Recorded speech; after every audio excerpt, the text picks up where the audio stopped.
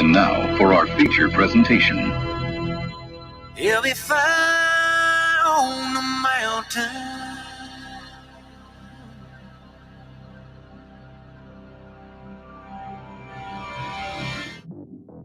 JB and Darren on the JB and Goldwater Show. Line drive right field, base hit. South Carolina wins the College World Series. Watson, touchdown. Hunter Winthrop. He got him, and it's all over. Coastal Carolina rules the roost. They win the championship. And South Carolina has won the national championship. The Citadel baseball team has done it again, but this time the Bulldogs beat one of the top teams in the country. They are giant killers. Get the ball to Bennett. He does.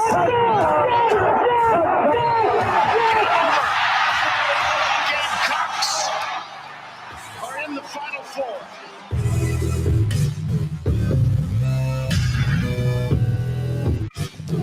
All right, greetings and a good Tuesday afternoon, and welcome aboard the JB and Goldwater Show, live, loud, and online. Very proudly presented by Motley Rice. Causes not just cases, MotleyRice.com. Driven by Stokes Volkswagen. Find them at StokesVW.com. Make sure you have downloaded our app, and make sure you've told your sister and your brother and your children and your parents and your neighbors and your grandparents and your aunts and your uncles and even your enemies. The JB and Goldwater app is live, and it is free, and you can be anywhere. You can watch or listen to us anywhere. We say this every day. It is that simple. Just download it. If you're going to be traveling and you don't know what to listen to while you're on the road, you take us with you, man. It's that easy. The JB and Goldwater app, make sure it is in your phones. Make sure you follow us as well on social media at JB and Goldwater, individually at Sports Media JB and at Darren Goldwater. One more note, all of you that are subscribed to the push notifications, it's simple. We don't spam you. You figured that out. A couple hours before showtime, you get a push notification to your phone that tells you who's on our programming. And then about 15 minutes before we go on the air, you get a reminder. Hey, pull us up. We're going to be live here in just a few minutes. Yeah. So then you won't forget. That's why it's so valuable. So make sure you've downloaded the JB and Goldwater app and make sure that you allow for notifications. We're notifying you right now that Gene Sapakoff will be here in our second segment. John Whittle will lead off hour number 2, and Keith Allsep will wrap up the day. So we hope you'll stick around for all of that. There's plenty to get to. Actually, a few interesting things to get to with Gene. He's so versatile. And I do want to talk to him about Phil Mickelson's really, really wild comments pertaining to the Saudi Golf League, which we'll get to in just a little while. Amongst other things, we are going to talk about Juwan Howard. There are some pretty interesting state baseball matchups being played today. And so we're going to get to that in just a little bit as well. A lot on hoops out there. We try to mix in some football stuff as well. So it's going to be a fun day around here, certainly, Darren. And the Share Healthcare chat lines, as they always are open. And Adam and Craig are early risers and into those already. So we hope you'll check in with us, and we'll put your comments on the air. Hey, man. Today, I've deemed a green shirt day. For those who know, green shirts are worn when luck is needed because maybe there was a bad day the day before. When you add the fro in, then we're talking luck. So today's going to be a good day. Today is a green shirt day, and if you're a Braves fan, you might want to subscribe to Green Shirt Day today because it sounds like you might need a little bit of luck as well in the next couple of days. Yeah, it is also 2/22/22, all twos. So this will not happen again for, I don't know, a while. 21, 22. Yeah, so for 100 years, right? For 100 years. This is it, 100 years. In 21, 22, you'll get 2/22/22 again. I was number 22 in baseball, so today I hope is going to be a good day for me. I've already changed my wife's second flat tire in 2 days. Oh, fun! So we're working on improving the morning. That's for sure. See, you need a green shirt day also. It can start now. It's what would you consider this? Would you consider this green or teal? Well, teal is a version of green and blue. Okay. So you can be a part of Green Shirt Day. Okay. All right. Yeah. It's also National Margarita Day, and margaritas are green. They are. Yeah. So Yeah. if you're feeling frisky, get yourself a margarita on National Margarita Day. Jamie, we have AAA. She was in the driveway this morning, so I wasn't going to call AAA to my driveway. I do know how to change a flat tire. Yesterday, she was in the middle of nowhere, and AAA wouldn't come get her because they couldn't understand what she was trying to say. So I had to drive out to Adams Run and go help my wife. So it's been tough, but that's okay. We got 2 new tires coming, so all is good. All right. So let me go back to what you opened with. People might not have heard yet, and this is not fact.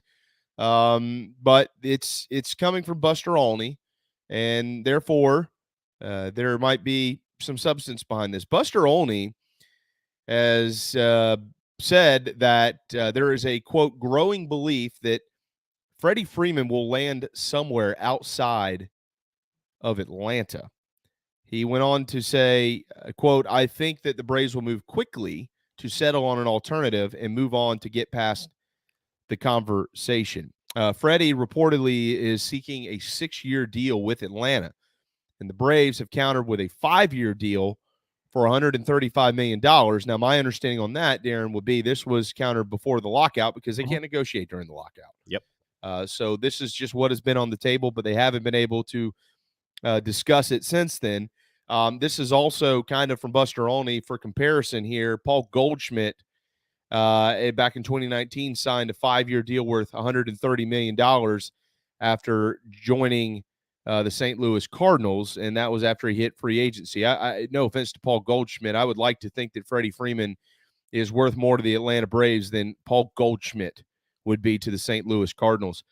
So, the Braves fan in me will come out now.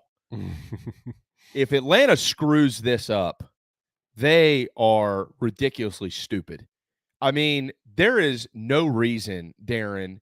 If you see this another way, that's what this is for, discussion. But there is no reason to not give Freddie Freeman 6 years, 8 years if he wants it. You've got the DH coming to the National League. He's always going to be valuable for you. He is a Gold Glove type first baseman. He's one of the best hitters in baseball. And most importantly, just like your franchise has been built on for decades, he is the face of it. The Atlanta Braves always have a face of the franchise. And I think this would be a massive screw up if they don't re-sign this guy. You see it happen a lot where teams win a World Series and they can't possibly re-sign all their guys, the guys who are coming up on deals. The Sure. Nationals went through a similar thing. Very the true. difference is Freddie Freeman is the cornerstone of this franchise. Freddie Freeman isn't going anywhere anytime soon, and he's not looking for like a Bryce Harper 10, 13, 15-year type of deal. That's not – they're a year apart, between 5 and 6. It's a black eye that you don't need. Can you replace him? Sure. Yeah, I'm sure they can go out and find an option. Fine. Freddie Freeman is the heart and soul of that franchise. He is the heart of the fan base. He is the cornerstone of a World Series champ. He is everything you want. To have that slip through, if it's as simple as a couple dollars here and there and 1 year, that will be panned around baseball if that happens. Oh yeah. I mean, you almost wonder if, all right, so I'm not a conspiracy theorist. All right. I'm not big in that junk. I just think it's junk. But was this leaked, by somebody in the Freeman camp maybe to kind of light a fire under the Braves? Like, do they really want this blowback? Because they're going to get it. And it's not just going to be from the fan base. Like, the internal blowback, in my mind, would be much more from the legends, the Chipper Joneses of the world, the John Smoltz, whoever you want to name, doesn't matter. The Braves, Bobby Cox, they have this tight-knit group of guys who have been in that franchise and who are like sons to the Atlanta Braves franchise. They're like family members to the franchise, which means the fans, the administration, all of it, the front office, everybody. I can only imagine what Alex Anthopoulos would be. There's no way that Brian Snicker is going, well, yeah, if you don't re-sign him, it's okay. I promise you Brian Snicker is fighting for Freddie Freeman. So, I mean, and that's a guess, but I'd say that's a hell of a guess because there's no way Brian Snicker's looking at Freddie Freeman going, well, we might not be able to re-sign you, Freddie. I'm sure he's fighting tooth and nail to get this guy back. As you mentioned, the cornerstone, I think it's a great word. So this would really fall on Alex Anthopoulos as the GM. That's what's going to fall on. It's not going to fall on anybody else. It's going to fall on Alex Anthopoulos as the GM. That's the way it always happens in baseball. And even if it was Freddie Freeman, who for some reason wouldn't give in to whatever it is, nobody's going to care about that. They're only going to care about the fact that the deal didn't get done, and it's Alex Anthopoulos' problem if it doesn't happen. I think it's a massive mistake if you're the Atlanta Braves. It's whatever the cap is, whatever cash you need, you find it somewhere else. You got to keep this guy. We've had the discussion for weeks. I mean, it's been dead now for a while, but anytime this has come up, it was, well, of course he's resigning. There wasn't even a thought. Was he going to entertain offers when free agency hit? Of course. He would have suitors. That's obvious. But there wasn't a thought, any realistic thought, that he would actually go sign somewhere else. The thought in your head right there was this leaked by someone in the Freeman camp. I wouldn't I don't hate that idea at all. I think it makes a lot of sense. I have no idea if it's true, but Freeman wants to be in Atlanta. That was part of the underlying story here, that Freeman wants to be back and the Braves want Freddie Freeman back. I don't know why that has changed. Maybe it has. If it's a 1-year sticking point and that's the only hurdle, we got questions that need to be answered. I mean, there'll be questions that need to be answered. If that's bare bones, if that's what it is, and that's the sticking point, if he goes to LA and LA becomes like the all-stars of the NL East reborn in LA. Ugh.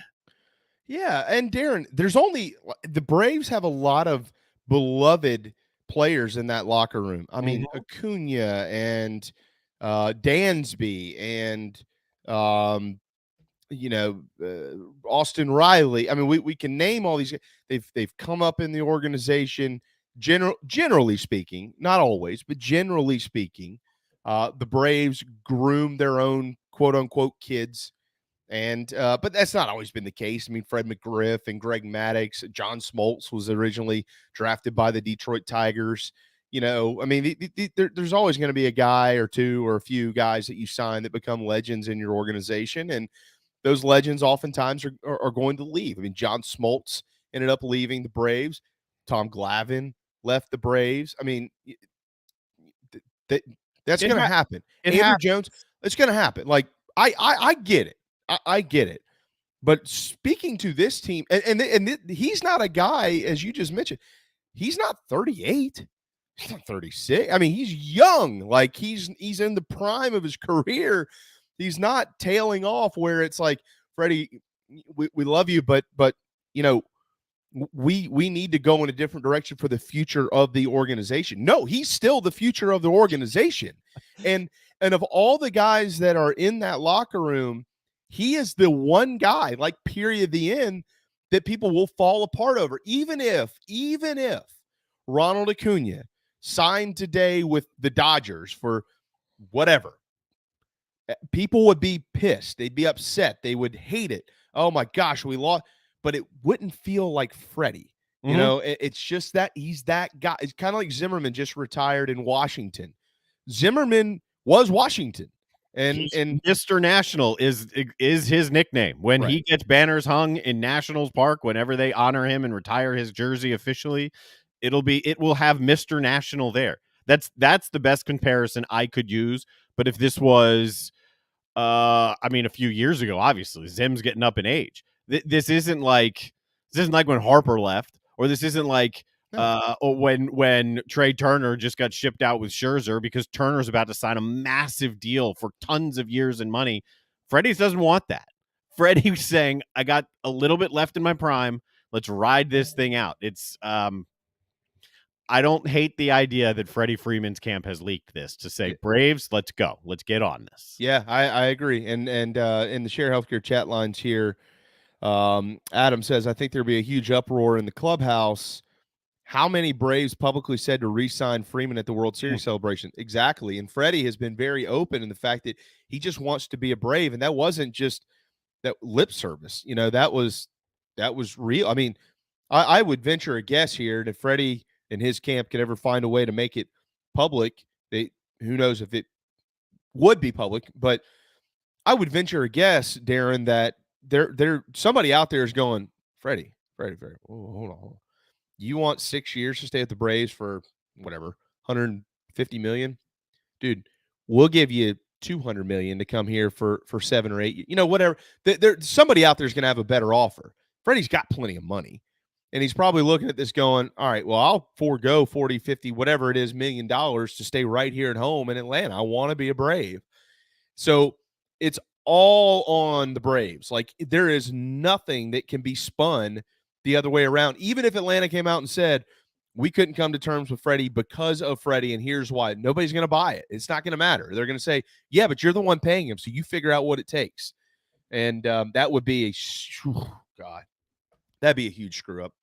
Coming off the World Series like this, you just got to be a doofus to let that happen. It would sting. And the only silver lining here is I think it'll be quick. That remains the consensus. Whenever this lockout ends, he's going to be one of the first dominoes that falls. Whether it's the Braves or elsewhere, Freddie Freeman will be one of the first guys that hooks up with a team. Yep, I agree. We'll have to get our buddy Corey McCartney on very soon to discuss this. We'll see where he's at this week and certainly try to plug him into our program. The JB and Goldwater Show, 1217 on 2/22/22. Happy Tuesday. Did you get that? Coming up at 12:30 is Gene Sapakoff, John Whittle at 105, and Keith Allsep today at 1:30. You nailed it yesterday, Darren Goldwater. Juwan Howard has been suspended for the remainder of the regular season and fined $40,000. The coach from Wisconsin's been fined, I believe, $10,000. I have not seen a fine, and his name has slipped my mind, or anything, any type of penalties for the assistant coach who kind of came through barking at Howard, who Howard ultimately kind of open-faced slapped. I'm not sure that I've seen anything there. I don't know. Yeah, I don't know if he will. His last name it starts with a K and it's long. Yeah. I'm not sure what his name is, but he didn't aggravate much of the situation. Like, Guard was wrong. He put his hands on Howard. That shouldn't have happened. The assistant coach didn't lay hands on anyone, so there might have been jawing back and forth. So I don't know if he gets a suspension or not. I thought Howard, when this was, hey, he's out for the regular season, I was actually surprised. I thought it would be the rest of the year, period. It's a strong suspension. It's not just 4 games or 5 games. He can't be around the facility. He can't be around the teams. Right. $40,000 is nothing to Juwan Howard. But the trajectory of the program, had been positive until this year. They're kind of waffling. Now there's this. There was another incident a year or two ago at the Big Ten tournament where Howard was almost suspended after some type of a skirmish with Maryland. Eventually, he wasn't suspended. So now there's this cloud around the future of Michigan's program and this year. Where are they going to go? Phil Martelli is a hell of a coach, and one of the reasons he's on that bench is to help guide Juwan Howard. So he'll take them over, but who knows what the mindset of the team is. Yeah, I really enjoyed Frank Martin. Frank was on an interview yesterday afternoon, I believe, with a show on the Stadium channel, and he was asked about this, and I really enjoyed what Frank had to say. First of all, Frank is going to be careful about publicly commenting on another coach's situation, as probably most coaches should be. Frank went on to personally endorse both of these guys and saying that they were exceptional human beings, and he was not going to spend his time debating what should or shouldn't happen and things of that nature. So he kind of just backed them up as people, and in the heat of the moment, things happen, and how he would have handled it, which in Frank fashion is, I'm going to give you a call and we're going to talk about this man to man. Frank's been in enough fights in his life, as he has openly told many of us out there. Formerly a bouncer in Miami, he's been shot at and all types of things. He's not going to get too caught up in the heat of the moment. So I really enjoyed that. I also really enjoyed and really appreciated Tom Izzo because some crapwad in his media contingent yesterday decided, Darren, you've been doing this a lot. Dude, you played sports. All right. You've been covering sports for over 2 decades. We've all been around it. And then there's some people that have never done anything in their life in sports. They just, like it, and they feel like they need to get into the media. And then these are generally the ones that ask the dumbest questions that you've ever heard in your life. And this guy is probably one of those guys because he literally asked one of the dumbest questions known to man. Should we just eliminate the handshake line because of one incident? What if a reporter writes something stupid? Should we just get rid of all reporters?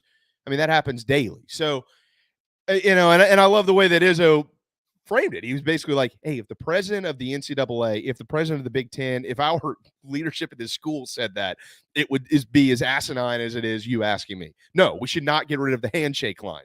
We should just learn how to act in the handshake line if there's a problem with that. It's that simple. The handshake line is about sportsmanship, period, the end. And so whatever moron that was, I don't think Tom Izzo is going to answer his questions for a while. That was as fun as we've had with it yesterday. The reaction has been interesting to follow across the country, Darren. If somebody asked me, what do I think's right? I would say that this is probably a good starting point, and they're going to probably need to work with Juwan Howard and make sure that these things don't happen, because it's not about him. It's about what happened after that. If you just slapped the guy and everybody walked off the court, he'd still have to deal with an issue. But what happened was the two teams got in a fight because of their actions. That's a problem. Yeah, the leader of that group of men created that problem for the guys he's leading. That's the biggest problem in all of this. I mean, hitting another guy, that's a problem too. If you get rid of the post-game handshake line, isn't it the exact opposite of what you're trying to promote here? Exactly. Like, aren't we promoting, hey, let's be good people, and you might not like what happened at the end, but we can move on and get past it, and like you'll play each other again and settle it then. That's what the handshake is. It's, hey, we just fought our tails off. Good game. We'll see you again down the road. That's Getting rid of it just says that we can't be adults, right? We can't go compete against each other and shake each other's hands afterwards and say, "Hey, you kicked my butt. Good game. See you next time." That getting rid of it just means we can't be adults. Exactly, and that's where a lot of the world is, anyways. Nobody can talk about anything without. But I saw that and I had to watch it, and then I had to go back and watch it again and make sure that I understood this cat right. Well, maybe we just get rid of the handshake line. Well, maybe what if your column isn't any good one day? What if it makes somebody upset? Should we just get rid of you? I mean, you know what I mean? You can't do that. So, this a talking point because this wasn't a player. Players are kids. We look at them as young men or young ladies, adults. And they are, but they are in the game, in the moment. They're all still kids, all of them, and they have growing up to do. And you see this often, kind of a spinoff on the conversation. Did you happen to see the video on Twitter? And I don't know if it was Lou Bajak with the State that tweeted somebody tweeted it and they retweeted. I'll have to find it. They picked up a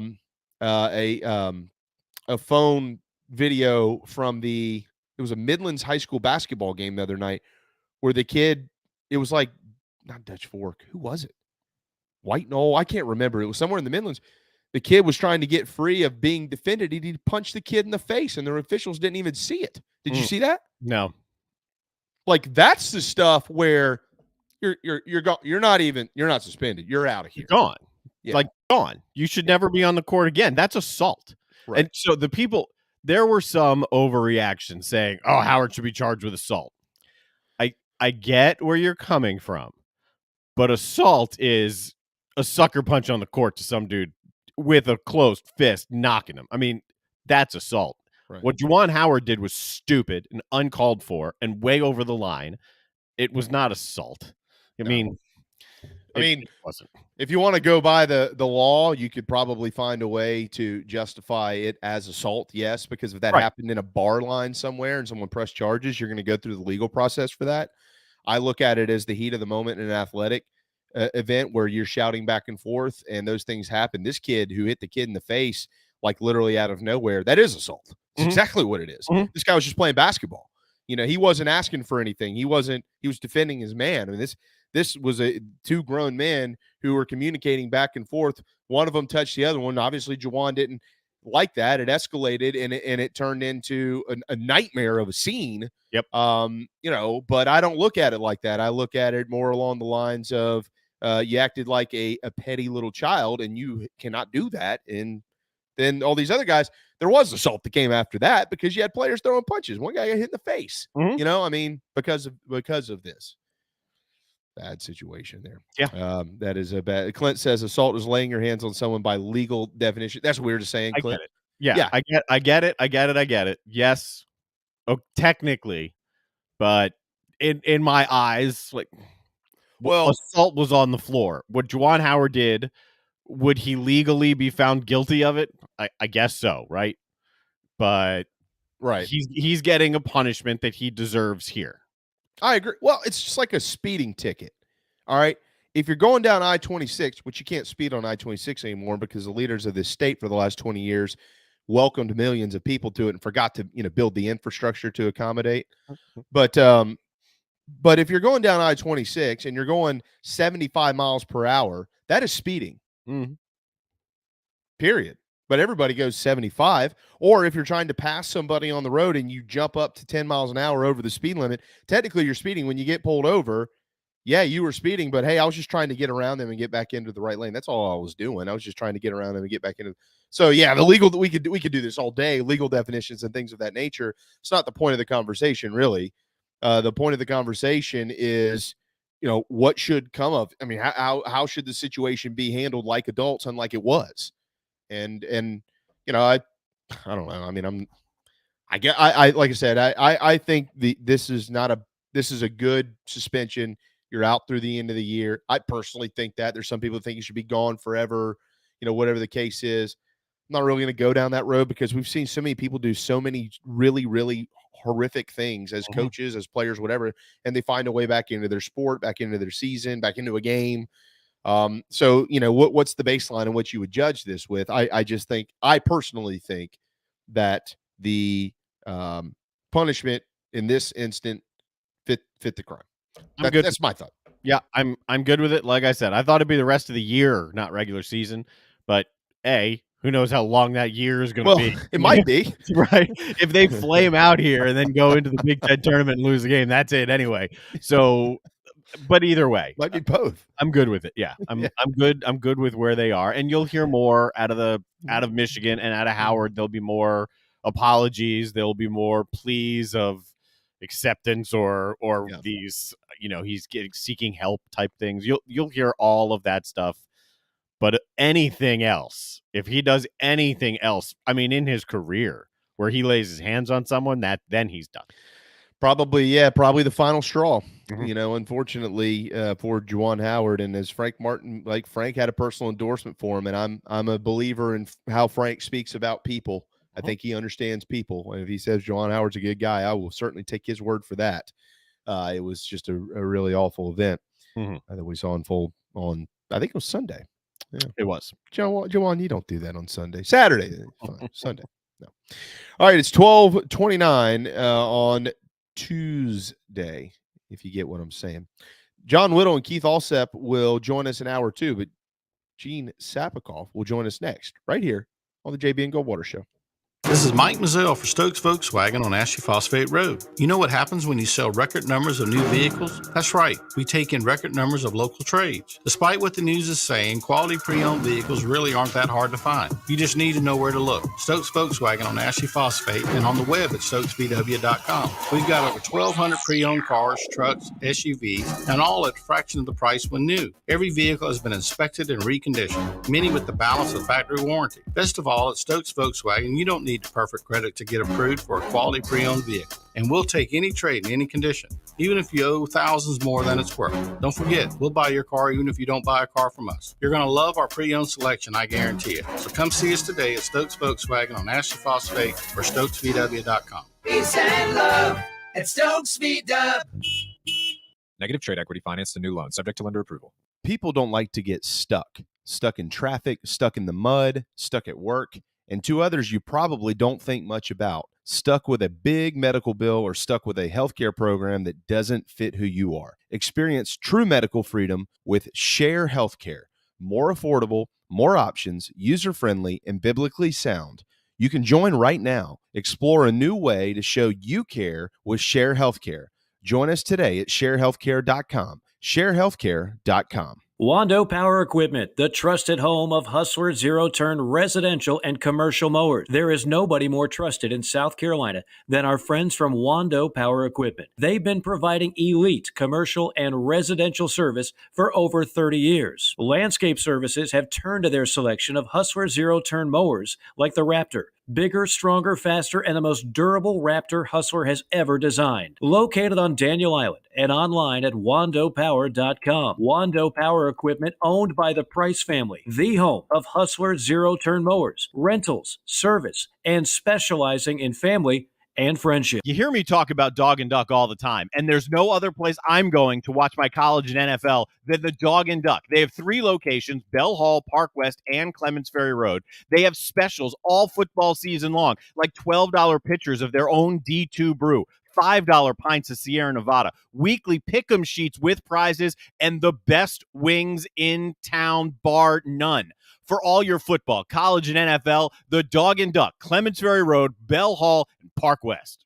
Motley Rice LLC is a law firm with international reach, but it hasn't lost its Carolina roots. The Motley Rice team fights every day for people harmed by products including asbestos and talc exposure, medical drugs and devices, and also catastrophic injuries and auto recalls, including dangerous Takata airbags. Motley Rice is headquartered in Mount Pleasant at 28 Bridgeside Boulevard.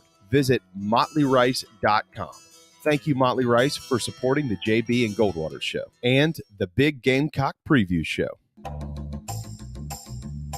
Hey, South Carolina, what's going on? This is Patrick Davis, and you are listening to my friends JB and Darren on the JB and Goldwater Show. All right, 12:32. Welcome back. The JB and Goldwater Show presented by Motley Rice. Gene, you can't steal this one from me, but it is February 22nd, 222. Today is Tuesday. Is it dad joke incredible. Tuesday? Gene, sometimes you just wake up on the right side of the bed. You know what I'm saying? Well, yeah, and tomorrow you can go with today is Wednesday too. And then laugh at it and pat yourself on the back. Yeah, that's right. But if no one else is going to pat me on the back, I'll do it for myself. It's okay. It's absolutely. Right. Sometimes we're worthy of a good old back slap. All right, Gene, welcome aboard. Sorry we missed you yesterday. I know you were up in Columbia to see the press conference with Shane Beamer and with new tight ends coach Jody Wright. We'll get to some of that in just a little bit. I want to continue what we've been discussing. It's the Juwan Howard situation. The fallout, he's suspended through the end of the regular season with a $40,000 fine. In your view, in your mind, was that punishment enough, too much? What do you think? I think that's just about right. I was thinking 4 or 5 games. That's about how it's going to equal out with the rest of the regular season. You don't really know what was said there. Juwan Howard does have a history of some, anger management issues in those handshake lines and in some other areas. So I think that's a factor. I definitely don't think it's a fireable offense, but I think it was more than a game or two. So for me, I think it's about right. All right, so I'm gonna, I love you to death, but I'm gonna press you a little bit on that. And I'm not saying I disagree with you because I don't. I totally agree with exactly what you just said. But in your words, why do you not think it was a fireable offense? Well, I think there's a few issues here. For one, I'm really getting a little irritated here with fan bases and administrations that seem to be probing for ways to get rid of coaches for cause. And we saw some of that possibly explored in the Auburn football situation with Brian Harsin. It's not absolutely factual that that's what the Auburn administration was looking to try to find, but there was certainly speculation there. And with Howard, I'm not so sure that Michigan is pleased that this is the right coach for them. And I was really hoping they wouldn't try to take this as a way out. Now, yeah, I mean, I'm not a guy that thinks throwing fisticuffs in the handshake line is a good thing. I stand strongly against that. And I think coming with what they've done with suspending him for the rest of the regular year, hopefully is either a stated or quiet probation situation in which you'd better not do this again, Juwan, or you're gone type thing, which to me would be pretty obvious. Yeah, I think that, Gene, we need to remember in conversations like this that the one-size-fits-all model is not always the correct way to do things. I'm saying that because one of our dear friends here who's with us every day, Clint, is commenting in the Share Healthcare chat lines. Clint, I'm not picking on you. I'm just sharing your comments. And he said, how many of us would keep our jobs if we hit somebody in the face? I know I'd be gone in a second. And that may very well be true. I've worked at a place before where if I hit somebody in the face, I'd probably be suspended for a while. And then I've worked somewhere else where if I hit somebody in the face, I'd probably be fired. That's just the way it goes, depending on who you work for or what your career is. Those type of things, there's a lot to consider. So, I don't think one size fits all is necessarily always the best way to look at it. But that's why I was kind of pressing you on some of this, Gene, because certainly some people look at this and think, well, if I punch somebody in my job, I'm out the door. But all of a sudden in basketball, there's a bunch of money involved. This guy's only suspended for a few games. I'm good with that. And, I'd say it's a toss-up from what I say to what you say. I always try to, if it's something happens somewhere else in some other part of the country or in some other conference, try to imagine what it would be like here. And I'm pretty sure that Frank Martin might be out of there if he decks someone, has had similar anger issues, and also similarly has a little bit of a lukewarm reception with the administration and fan base right now, despite these cool wins that they've had lately. And can you imagine Brad Brownell or Duggar Bockham or somebody else slugging someone? They'd be in really a different kind of hot water. Yeah, it's a tough one. We'll see. I will say this. I think he's on thin ice and on the hot seat going forward at the very least. I think it's interesting. It's basically exactly what we've been saying, Gene. You're agreeing with us. I agree with Gene here. Yeah, I mean, you slip up again, but it's interesting, and I pointed this out yesterday when we first talked about it.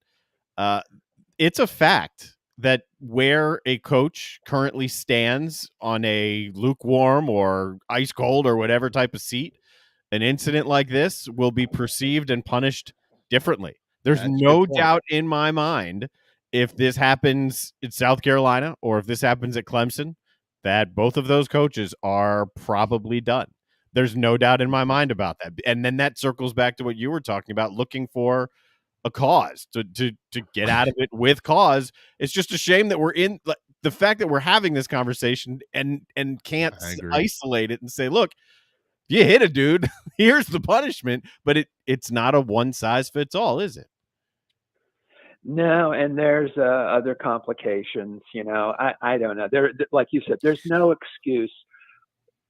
Coach Gard should not have stopped him in the line or put his hands on him in any way. Okay, but the reaction to that did not fit, the crime of stopping him in the line, in which, the Wisconsin coach says, well, I was trying to explain something to him, maybe not.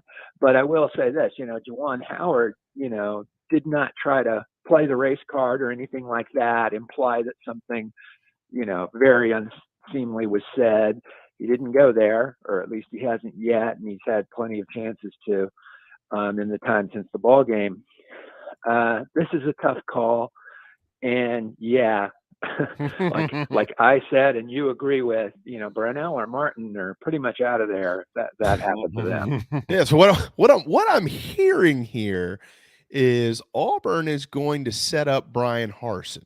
They're going to try to get him to slap somebody in the face. Hit Bruce Pearl in the handshake line when Auburn basketball is playing somebody else, and Harson's going to show up. Hey, and let's be clear, guys. I mean, look, that was not a good look. All right. but he didn't grab the guy and pin him up against the wall and beat the crap out of him. That's a totally different animal here. He reached across in the heat of the moment and he basically slapped the guy in the face. Yeah. I'm not trying to justify it, but I mean, if I took a guy and pinned him down at work and beat the tar out of him, Gene, yeah, I'm gone. But in the heat of the moment, things of that nature, you reach over and you slap a guy like that. You made a major mistake. You need to be punished for it. I just don't know that you need to be fired for it. Yeah. So here we are, and Michigan basketball is struggling, relatively speaking. And, that's right. It's like I said, he's on the hot seat. Yeah. It's like, did you total your car or was it just a fender bender? Your insurance is going to be a little bit different for both. So, there's a couple different ways to look at that. All right, Gene, we've got so much kind of just you're luckily for us, you are very, very, very what's the word? Diverse, well versed in multiple topics. Yeah, he can do everything. How about the latest report? Don't ask me any curling questions, okay? No, we'll save those for the fan talk guy. He's the big curling fan these days, from what I hear. How about this report about Freddie Freeman, Gene? What if the Braves don't re-sign him? What would that fallout look like? Frankly, it would be bad in the near term and for a month or so, and then I think they would move on. And I still think the club is good enough to get to the World Series and probably play the Dodgers. Well, let me say this. They're good enough to get to the National League Championship Series and play the Dodgers. I don't know if they're good enough to advance. I think Freddie Freeman is ridiculously valuable, obviously beyond his statistics. However, if he's looking, like let's say he goes to the Yankees or someplace like that, and the Braves, they lose him, but at some point at the back end of that contract, that might not be a real pretty thing for the Braves. If they're paying him gobs and gobs of cash and he's not that productive and they really need some additional players. So I don't think it would be terrible. I'm not saying it's a wash. I'd prefer, if I were a Braves fan, that they sign Freddie Freeman. But if they don't, there is some upside to not doing that. All right. Yeah. So the DH is about to be universal, Gene, at some point in time, whenever the association and the league can figure it out and move this season forward. But the DH will be universal, and that is going to affect contracts all across baseball. The market is going to open up for a significant number of players. Guys like Justin Smoke, for instance, 35 years old. I've been talking about that for a couple of weeks, Jamie. I'd be kicking the tires on him and bringing him in for a look in now throughout the National League, let alone the American. Well, what would that mean for Freddie? I mean, if you are at the front office in Atlanta and you're close, it's just 1 year basically that you're trying to negotiate here. Why would you not consider Freddie, knowing that down the line, you can just plug him into the DH role if you've got someone else to play first?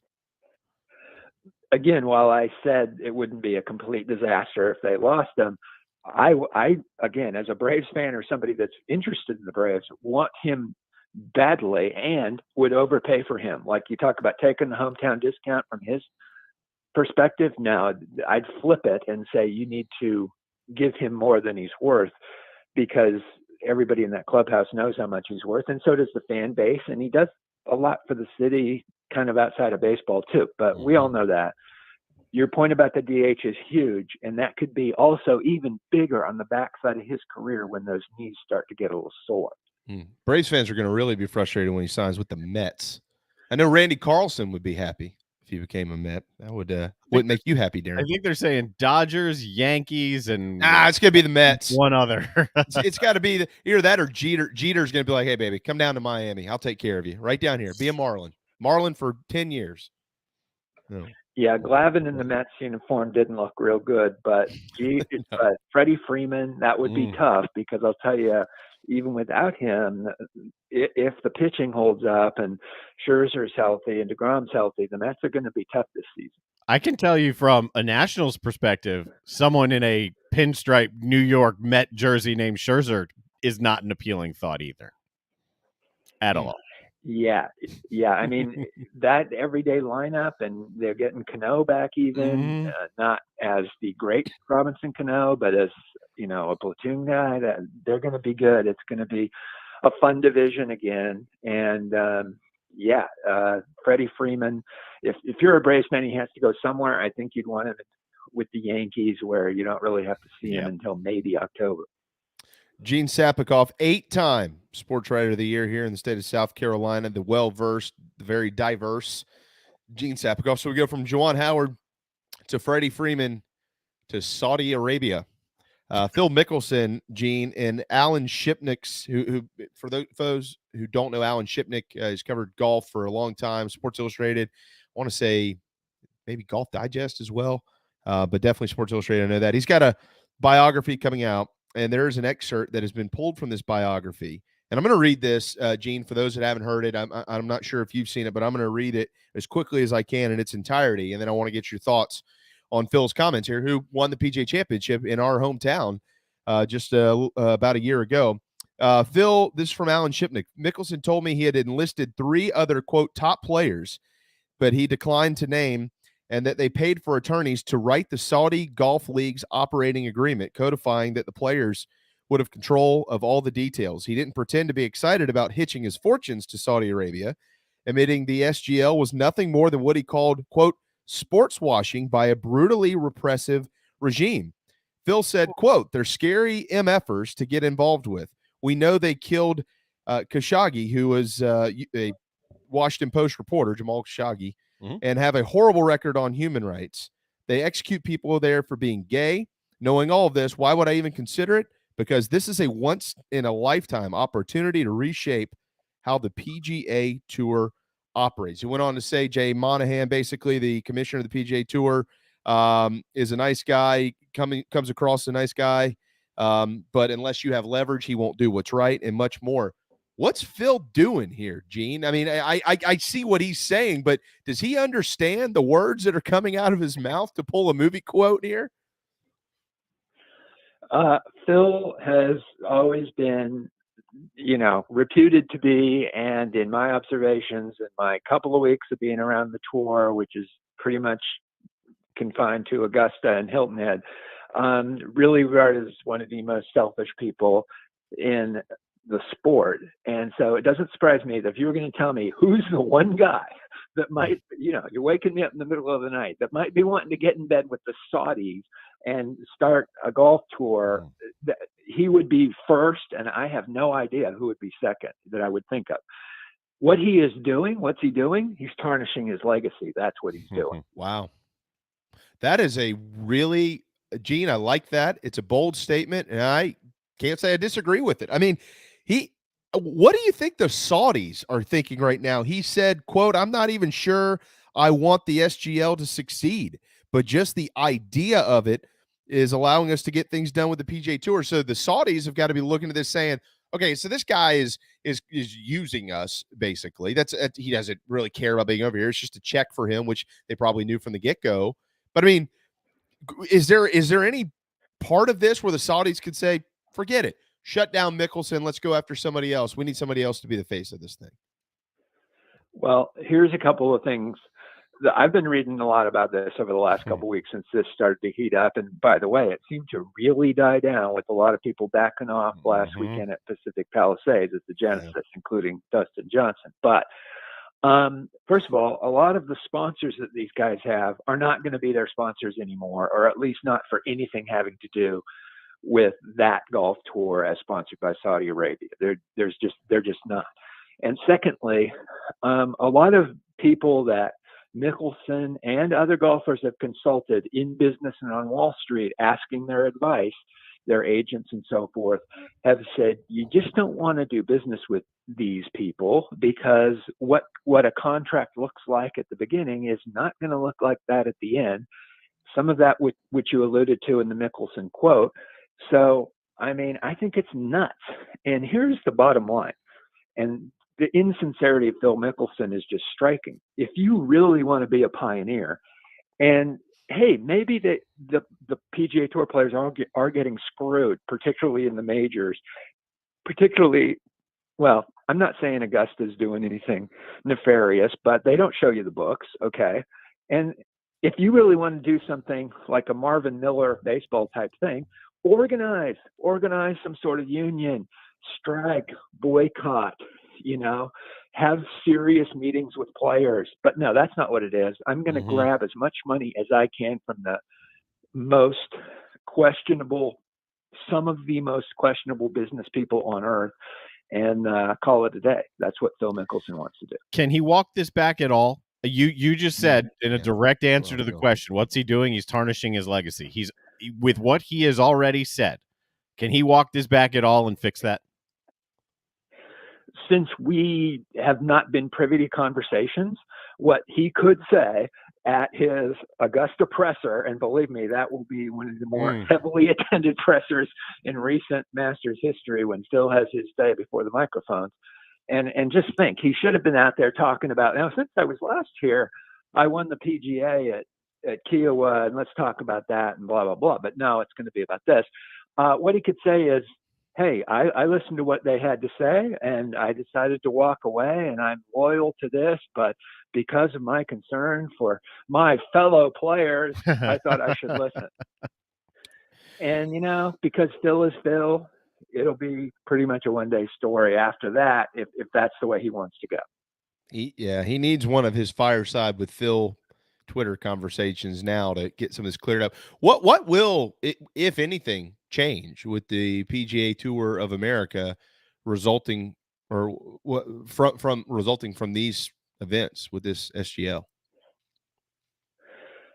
I don't think very much. I just think that the players would be interested in a legitimate, secondary option for a tour, because there is some frustration out there that I've just kind of talked about. But I just don't think this really is shaking the USGA, the PGA, the RNA in Great Britain, or Augusta National. I just don't think they're real frightened of this particular thing.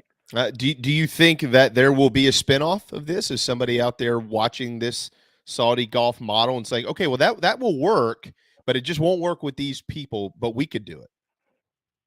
It's possible. And I think that this is why they've tried to kind of get the European guys on board and see if they can work that way. But it's a long stretch to try to compete with another major league in any sport, as we've seen in something we can more easily understand, and that is football. Well said. Gene Sapakoff, Post and Courier, 12:52 on 2222 Tuesday. Gene, Frank Martin and the Gamecocks pulled off the upset this weekend of LSU. They are 16-10 and tied with the fourth best record in the league. It's 7-7. So they're really, really trying to fight for that 5 seed. If they can keep winning, they might have a shot at getting it in the SEC tournament. He met with the media yesterday. It was asked about Juwan Howard, but overall, it was a pretty hardy Frank Martin. Although he wasn't feeling well, it was one of his better days, I think, in front of the media boys. What do you think? Here they are, 16-10. What are they playing for right now? What could they be playing for next week? It's really weird to be a journalist and say it's a game-to-game thing, but it really is. And here's the thing. I mean, he needs to win and lobby, and try to convince people, that is to say the committee, that this isn't the team that you saw that lost to Princeton and lost to Coastal Carolina and has a very mediocre overall record. This is the team that is headed for a winning record in one of the best conferences in America, and that's played very well after January 1st, and in particular, down the stretch heading into March Madness. He needs to say that, bang on the table, and keep saying that, and then go out and prove it on the court the next game. We've gotten to the point, Gene, you hit the nail on the head, and Darren mentioned it yesterday. It's that time. If you have a case to be made, you're making your case now for your team in the hopes that you continue to win. Clearly, if you lose, then that case is going to start to fall out the window.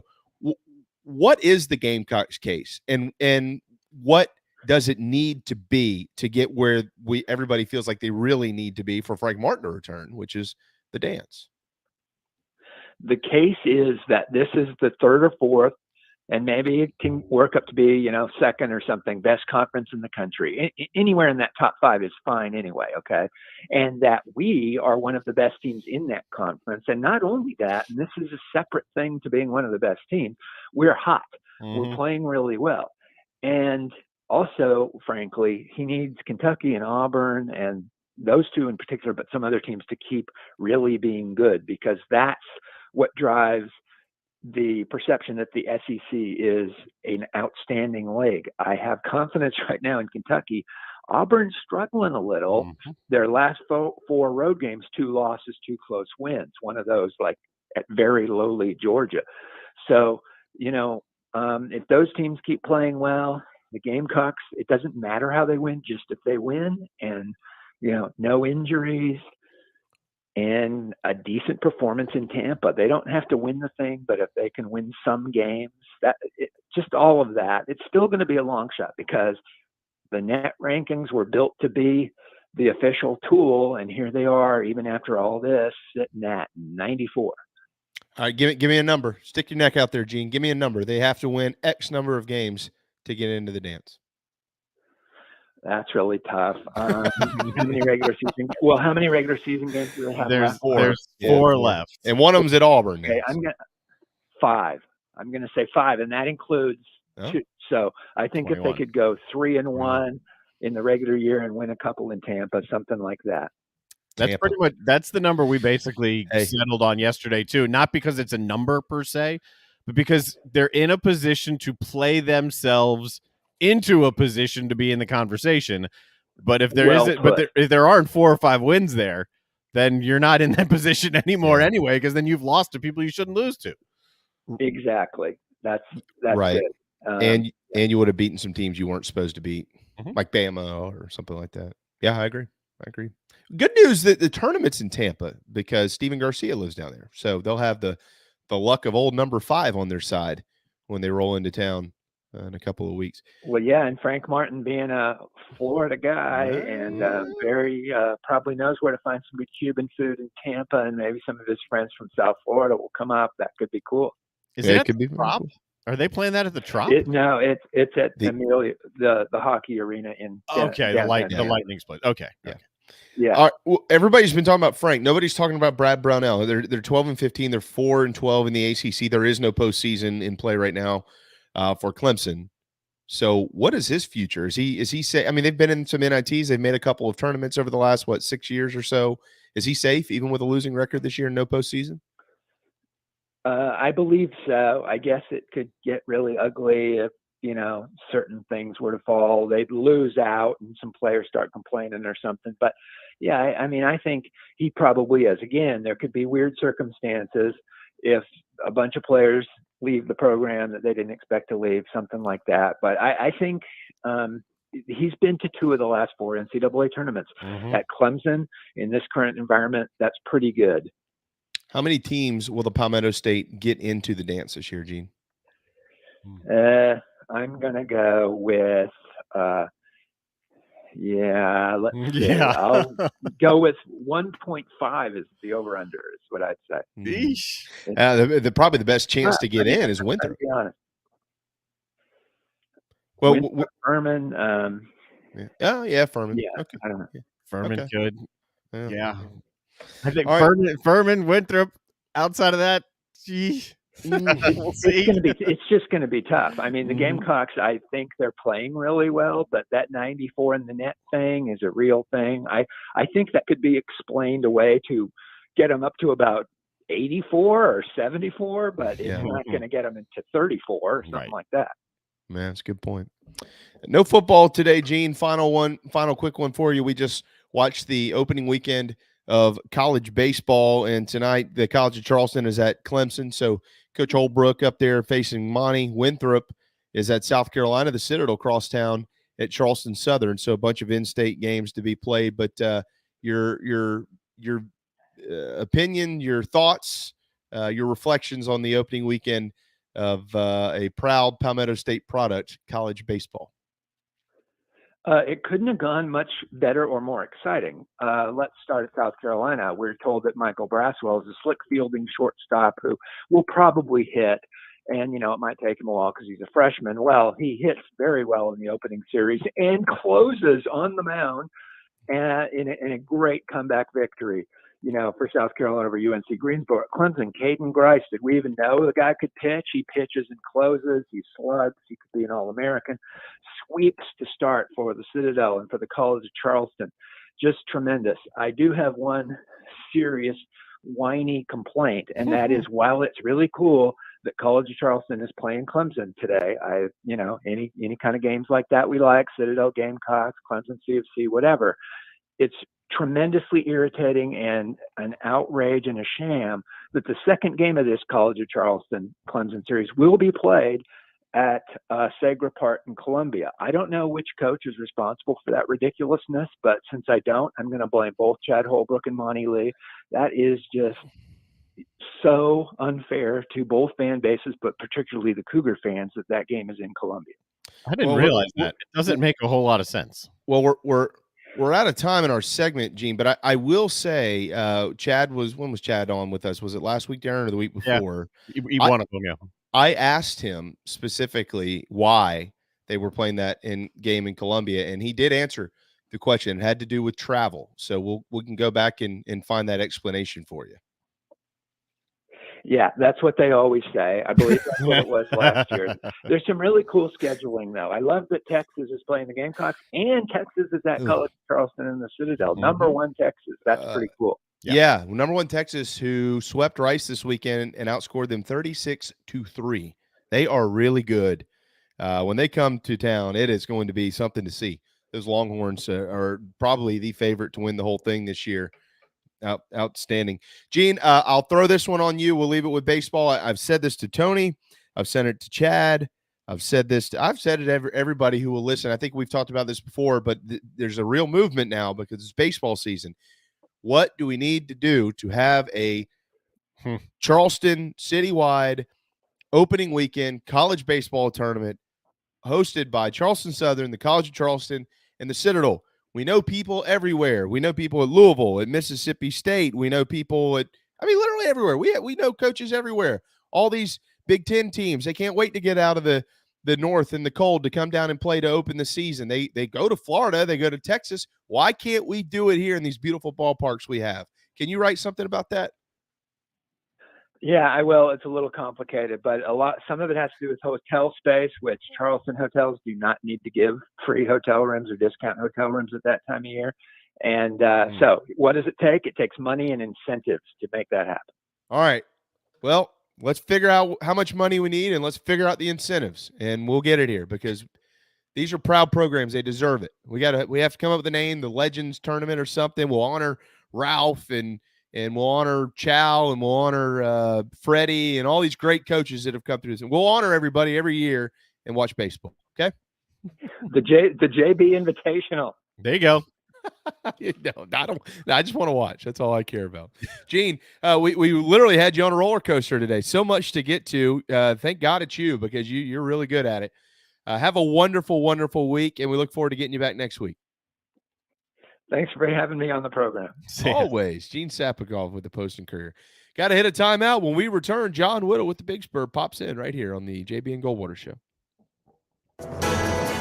Right here in our backyard is Motley Rice LLC, a law firm that hasn't lost its Carolina roots. The Motley Rice team fights every day for South Carolinians who were injured while traveling by plane or bus, harmed by medical drugs and devices, or burdened by dangerous auto recalls, including Takata airbags. Motley Rice is headquartered in Mount Pleasant at 28 Bridgeside Boulevard. We are honored to have Motley Rice as a sponsor for the JB and Goldwater Show and the Big Gamecock Preview Show. At Patriots Point Naval and Maritime Museum, families walk in the footsteps of our nation's heroes, the brave ones who risk their lives to defend our way of life. Home to the aircraft carrier USS Yorktown, USS Laffey, and the USS Clamagore, there's more than 1 million square feet of exhibit space to roam. White Glove certified, we have several new health safety measures in place to enhance the visitor experience. Come for the day and leave feeling inspired. One of the most impressive museums in the country, located right here in Mount Pleasant. Visit patriotspoint.org for more. We'll see you soon. People don't like to get stuck in traffic, stuck in the mud, stuck at work, and two others you probably don't think much about. stuck with a big medical bill, or stuck with a healthcare program that doesn't fit who you are. Experience true medical freedom with Share Healthcare. More affordable, more options, user-friendly, and biblically sound. You can join right now. Explore a new way to show you care with Share Healthcare. Join us today at sharehealthcare.com. sharehealthcare.com. This is Scott Glaze, head golf professional at the Links at Stono Ferry, located on the outskirts of Charleston, South Carolina. I'm inviting you to tee it up on one of the most scenic and challenging courses in the Lowcountry. Our back nine is highlighted with 3 holes that border the Intercoastal Waterway. Visit stonoferrygolf.com to book tee times and discover all that Stono Ferry has to offer. The Links at Stono Ferry is a former South Carolina Golf Course of the Year and is also home to the College of Charleston men's and women's golf team. Come see us. We would love to have you. stonoferrygolf.com. Family vacations, a new car, a new boat, all cost money, but you don't necessarily have to make more to afford any of that if you can save cash that's flying out the window now. iHelp Consulting can help you finally get the kids to Disney World, upgrade the minivan, or drop that new boat in the water next summer. Let Daniel and iHelp Consulting consult with you. No fees, just savings. You pay them a percentage of those savings. Save on essential services, credit card fees, you name it. Let them find it. These folks are incredible. iHelpConsulting.com. How can I help you? Hi, I'm Chris Half, Public Information Officer at the Patriots Point Naval and Maritime Museum. We're home of the mighty USS Yorktown, USS Laffey, Flamagore, and Vietnam experience. And we're a proud partner of the JB and Goldwater Show. We invite you and your family to come see us and enjoy a day on Charleston Harbor. Visit patriotspoint.org for more information. And now, it is my honor to present the national anthem.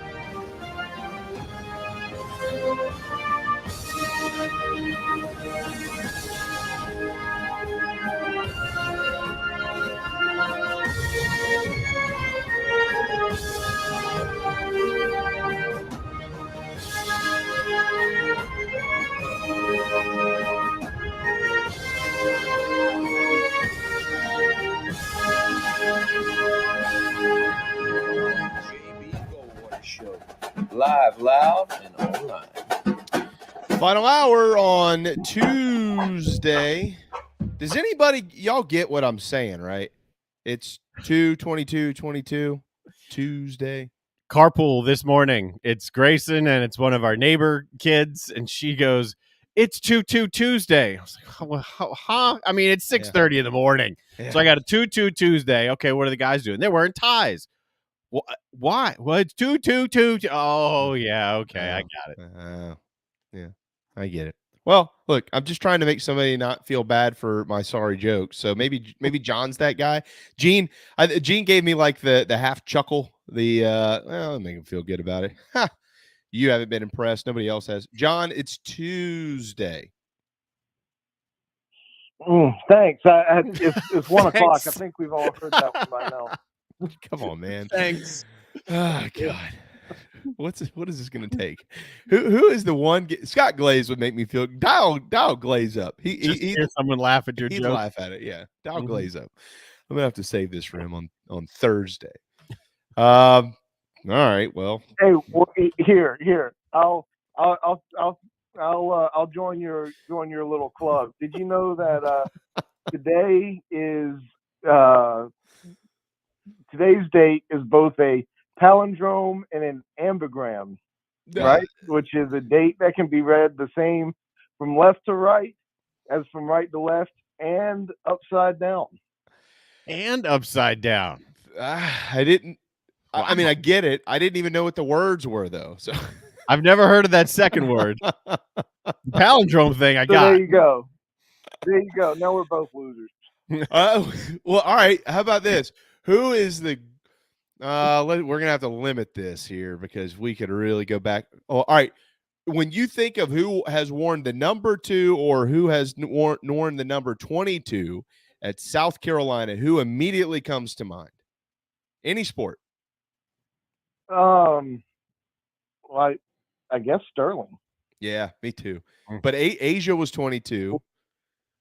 Matt Price was 22. The first two that comes to mind, even though I'm not a Yankees fan, is Jeter, I guess, right? Yeah. 2. Mm-hmm. Jeter. Yeah, that's an easy one. Yeah, that was the first player to come to mind. John Jones was a 22. He had a bunch of home runs. Yeah. Max Schrock was a 22. He was pretty good, major leaguer. Yeah. Devin Downey was number 2. Oh yeah. So I mean, this, look, we're getting close here. The greatest 22 is Asia. There's a statue for her out in front of CLA, for God's sakes. Yeah, I'd have to think more about it, but I don't know. There's your next column. Tuesday, honoring the great twos of Carolina athletics. Yeah, next time this comes around, I'll get it done. Sounds like he's on. If you're still on the beat for the Big Spur in 100 years, John, we're going to be lucky to have you. Hanging on by a thread. Good find, by the way. I happened to peruse the message boards on the Big Spur this morning, and I'm so glad that you posted this because it was tweeted out by the Denver Nuggets, and he was honored Saturday on the floor at CLA as part of the Legend celebration for Carolina basketball. But the tweet from the Denver Nuggets was, "What if we told you the person who scored the most points in the 80s wasn't Magic, wasn't Bird, and is not on the NBA 75 list, but we know you deserve it?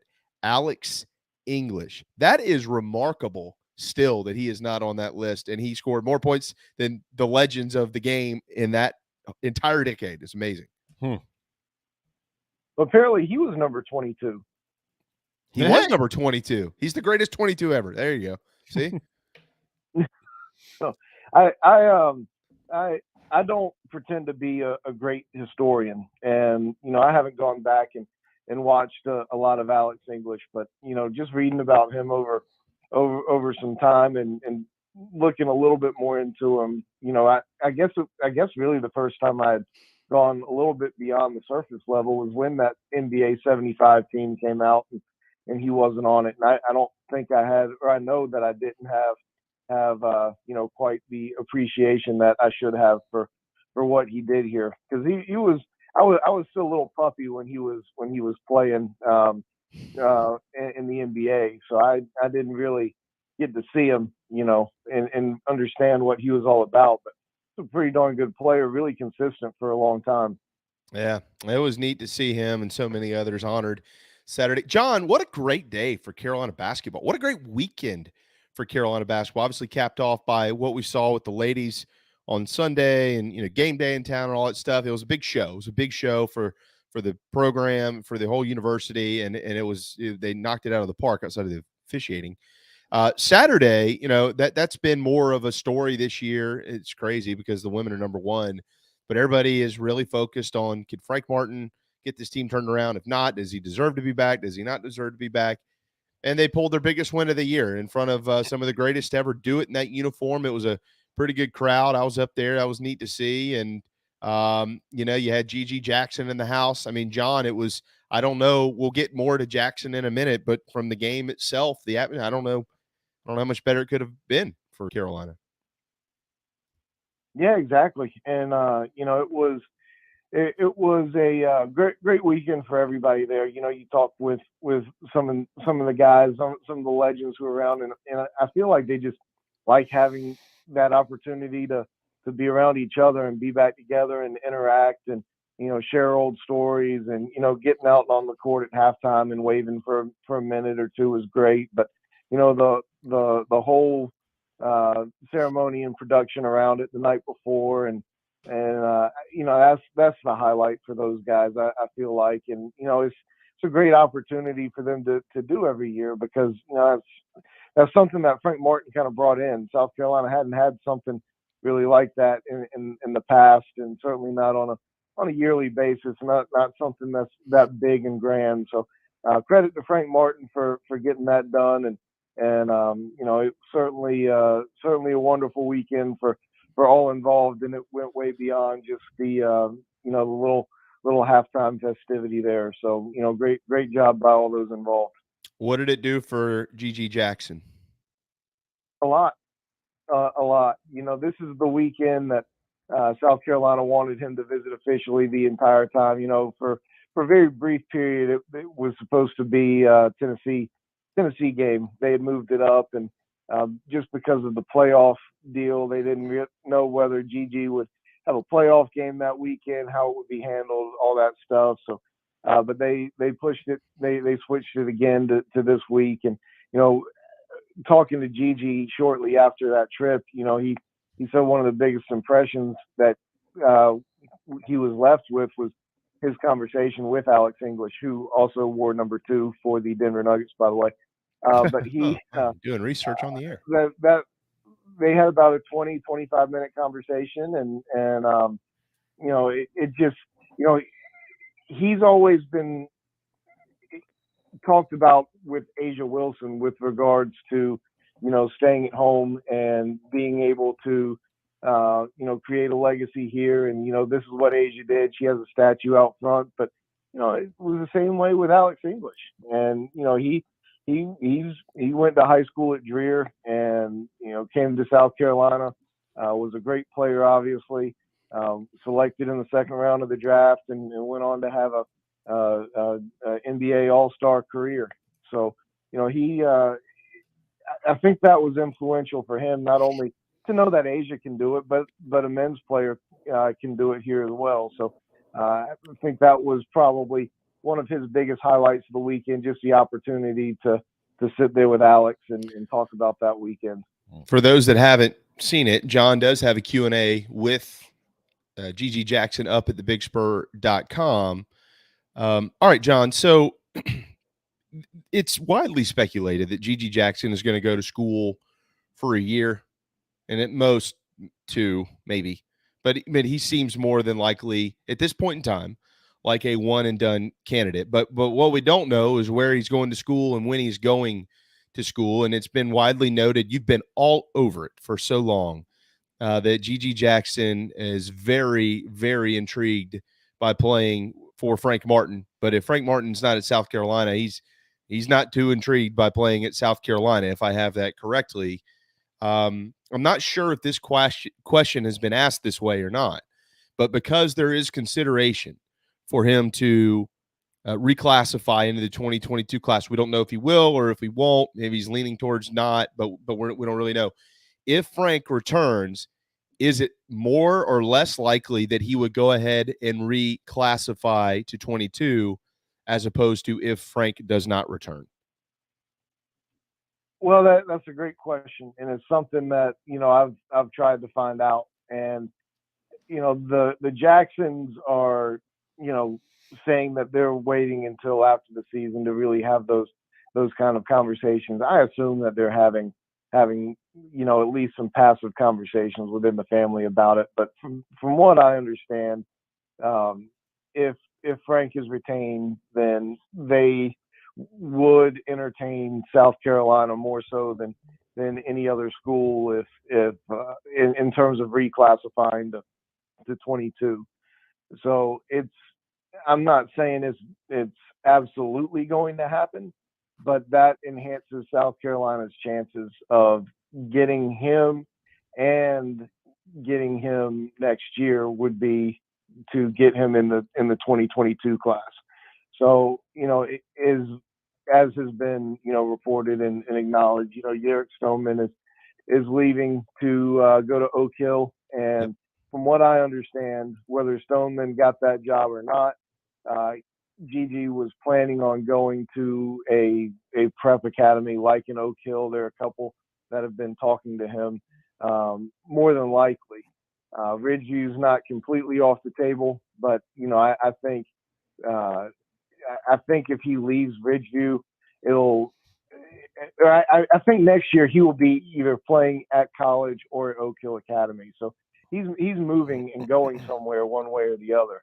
So I do think 2022 is a real possibility. And if he does go into the 2022 class, I think it's probably going to be to South Carolina, assuming Frank Martin is retained. Is he ready? Is he ready for college basketball right now?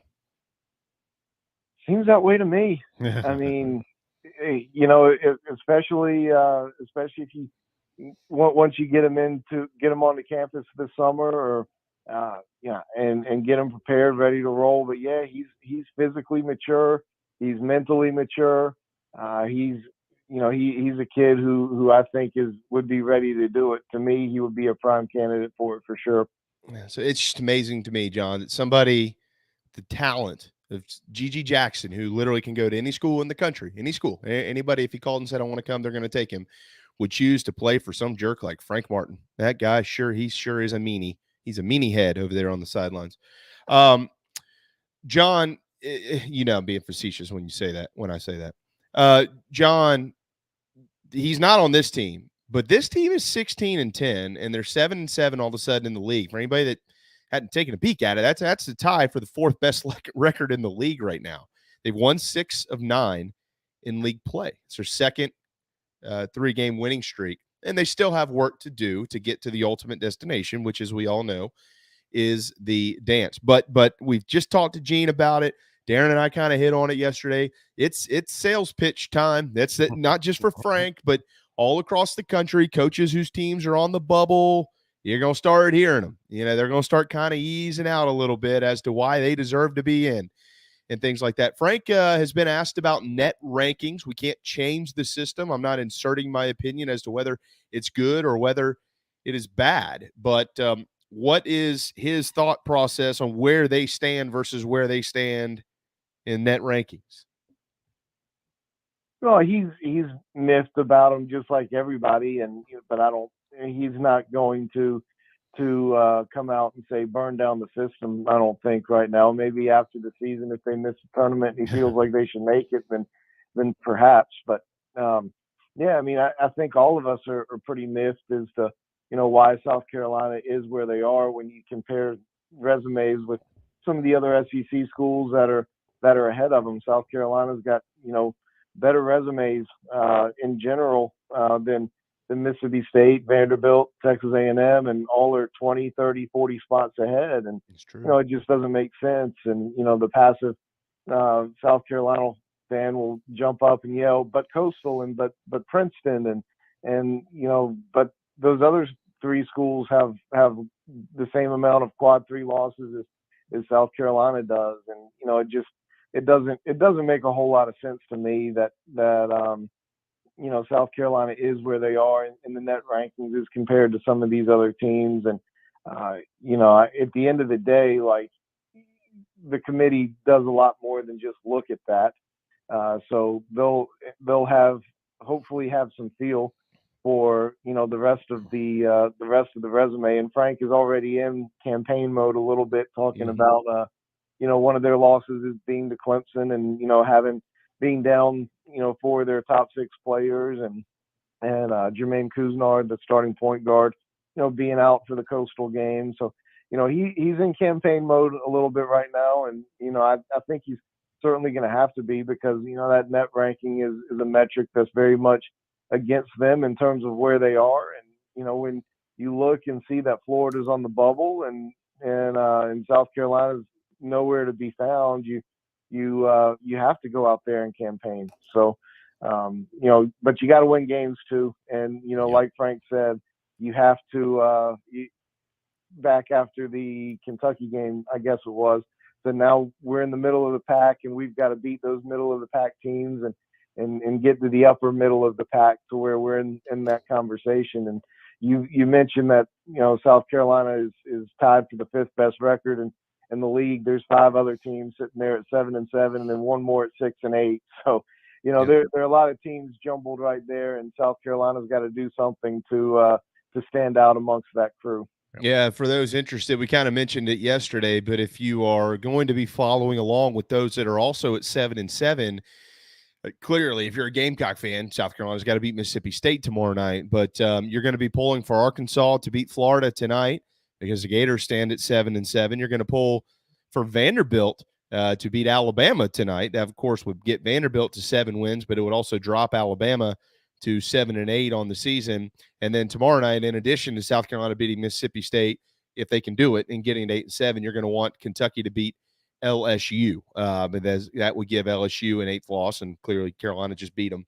And this net thing, I mean, I think some people were surprised Carolina didn't move up more by virtue of the win over LSU. It is not just a South Carolina issue, John, because Florida beat the second-ranked team in the country this weekend in Auburn, and they since then have slipped back 3 spots in the net ranking. They went from 47 to 50 because of what's gone on around them, and different results kind of change your metrics and things of that nature. So, I don't know. I'm not smart enough to determine whether the system is or isn't flawed, but it certainly is very interesting. And as we get closer to the dance, we start knocking on the door of it. Fans of their respective programs are going to be, especially if you're a bubble team, you're going to be paying attention to these things, and you're going to start asking the questions of why this doesn't carry more weight than this, and we'll have to see what answers we get. I think it's a good thing, though, that there isn't vast movement because of one game, right? Overreaction, positive or negative, from one game. And now that we're to the point of 4, 5, 2, depending on what league you're in, games left, I don't want to see drastic movement because of one win or one loss, because that to me tells me, well, then the system's crazy, because I have a 30-game resume here and one thing's going to bump me either way. So it's a guide. It's a guide. It's a guiding system. I do think, and I know we brought John on to talk, but I do think I would take, no matter what team you put, like if you beat the second-ranked team in the country, you shouldn't be following in the important system that is going to judge you for your resume. I would think there'd be some ground gain there. I don't know. John, what do we know? We don't know anything, John. You know that. All right. Before we let you run here, final few. Darren, are you cool if we just go commercial free and just skip into Keith here in a little bit? Okay. Before we get to that, I do want to ask you about the baseball team. We talked to Scotty yesterday. By the way, isn't that cool?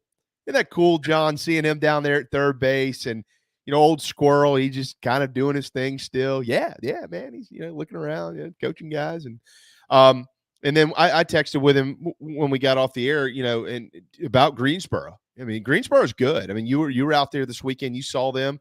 The SoCon better be very careful. That team's dangerous. And then this wild scene that we saw on Sunday to walk it off after the Eister Granny to give the Gamecocks the win and the Sino home run. I mean, it was amazing. It was an amazing Sunday. Carolina wins the series to open up 2022. How important was that victory on Sunday? Incredibly important, because you don't want to start out the season with a series loss like that. I do think Greensboro is going to be pretty good. They got a few good arms. I don't think they've got a lot of depth on the mound, and the guy who South Carolina touched up really twice was their closer, Jake Wolf. Yep. And if your bullpen isn't going to be able to get the job done at the end of games, I think they're a little bit short on the mound, but they're going to put up some runs. I think, Windish and Kavanaugh. I mean, those are old guys who could, if they wanted to hit the transfer portal, they could come to an SEC school and play. Jones, their top of the order hitter, is a freshman who that kid can play. I mean, those 3 guys are going to hit all year. But I do think that they're going to win some games this year, and I think they finished right around 500 last year. I'd be surprised if that's their mark this year. I think they're certainly going to win a few more games than that. But yeah, I mean, it was obviously really important for this team to come back and win that game and start out the year 2-1. And it's going to be a really challenging season for these guys, and you look at the entire, resume of what happens over the course of the season. But, one thing that the NCAA selection committee considers is series wins and losses. Like if you lose the series to UNC Greensboro, it's not a good thing. And they'll look at things like that. They'll count up how many series you won on a weekend to see how you kind of stack up, and not just your overall win total. And I don't need to tell anybody that South Carolina's got really challenging series coming up with Clemson and Texas before SEC play happens. And if you start out losing to UNC Greensboro, you haven't started out well. So it was huge to come back and win that game. And Andrew Eister comes through in the clutch as he's always done. He 0 for 4 in the game and not close to hitting a thing in his first 4 at bats on the day, and then comes up and 108 miles an hour off the bat, 370 feet or however far it was, and it was no doubt as soon as it got off the bat in my eyes. So big swing for him. And how about Michael Braswell? Yeah. Well, the Braswell kid, I mean, John, you covered him, and you've been covered. You've seen this kid play before. I mean, I know what you do with the Canes and things like that. I mean, he is a talent. There's no question. I was very eager to pick Scotty's mind yesterday because, John, you know baseball inside and out, and you're gonna know exactly what I mean when I say this. He's gonna hit a lull. It's gonna happen. Freshmen in the SEC, they don't just fly through it, and so I'll be anxious to see what happens when he has some struggles and how he's able to overcome that. And I think a lot of that's going to be with the leadership on this team and the older guys and how they will carry the program when the youngsters like Braswell are struggling a little bit. Seitler, I think, would probably like to have a couple of innings back from this weekend, both on the mound and offensively. But overall, the nucleus of this team, Josiah, Wimmer, I know I'm leaving somebody out somewhere, but those guys, Burgess, what do you see from that group, that leadership group, and what do they need to continue to do with all of those challenges ahead? Well, I mean, to be honest, the main thing most of those guys need to do is play better right now. There's nobody. Well, I say nobody. Braylon Wimmer had a great weekend. There were a couple of pitchers that had a great weekend. Andrew Eister had a great weekend. But most of the guys need to play better than they did for South Carolina to get to where they want to go. There was still a lot of innings where there was some offensive baseball that did not look good. And it's like I said earlier, UNC Greensboro has a few guys who can pitch, but that guy who they started on Saturday was somebody they just hoped would get them through just a few innings and get them off to a good start. It was a bullpen lefty, and they thought they might be able to use him to get South Carolina to swing themselves into the dirt a little bit before going to their strong arm guy, Hoppy, I think his name was, the mid-90s guy. So this team's got to be better. Offensively overall than what they were, but I think they will. Brent Belk was 2 for 10 on the weekend, but and he's gonna have more hits than that. But he had 5 walks.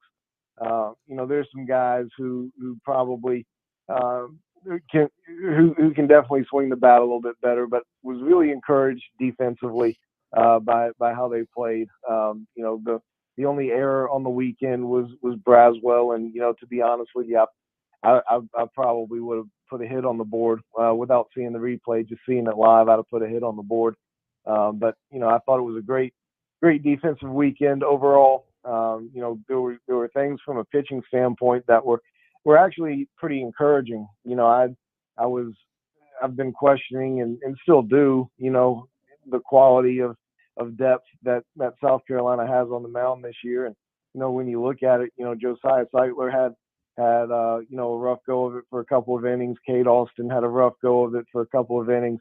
But those two were probably 2 of your top 3 or 4 arms all preseason. And, for those guys to have some struggles, I think both of those guys will kind of right the ship again. And, James Hicks is, he had a couple of balls find holes to give up a couple of runs in the 4th inning, I think it was. And then That was disappointing, but then he got hit around a little bit in the fifth. So I think he'll clean it up, but everybody else was really good. So I'm a little bit more encouraged by the pitching staff coming out of the weekend than I was maybe going in. And props to Wesley Sweat, a guy who's been around for a while, got some quality innings this weekend, and I know that they want to have some of those veteran dudes in the bullpen be able to come out and get it done, and he got it done. You mentioned Cade Austin; he's going to start tonight against Winthrop, so we'll see what he looks like for Justin Parker, Mark Kingston, and the rest of that Gamecocks team trying to get their third win of the season. 4:00 first pitch at Founders Park. John, we'll let you run. We've kept you long enough, my friend. Really good stuff as always. We expect that from you. You're one of the pros out there.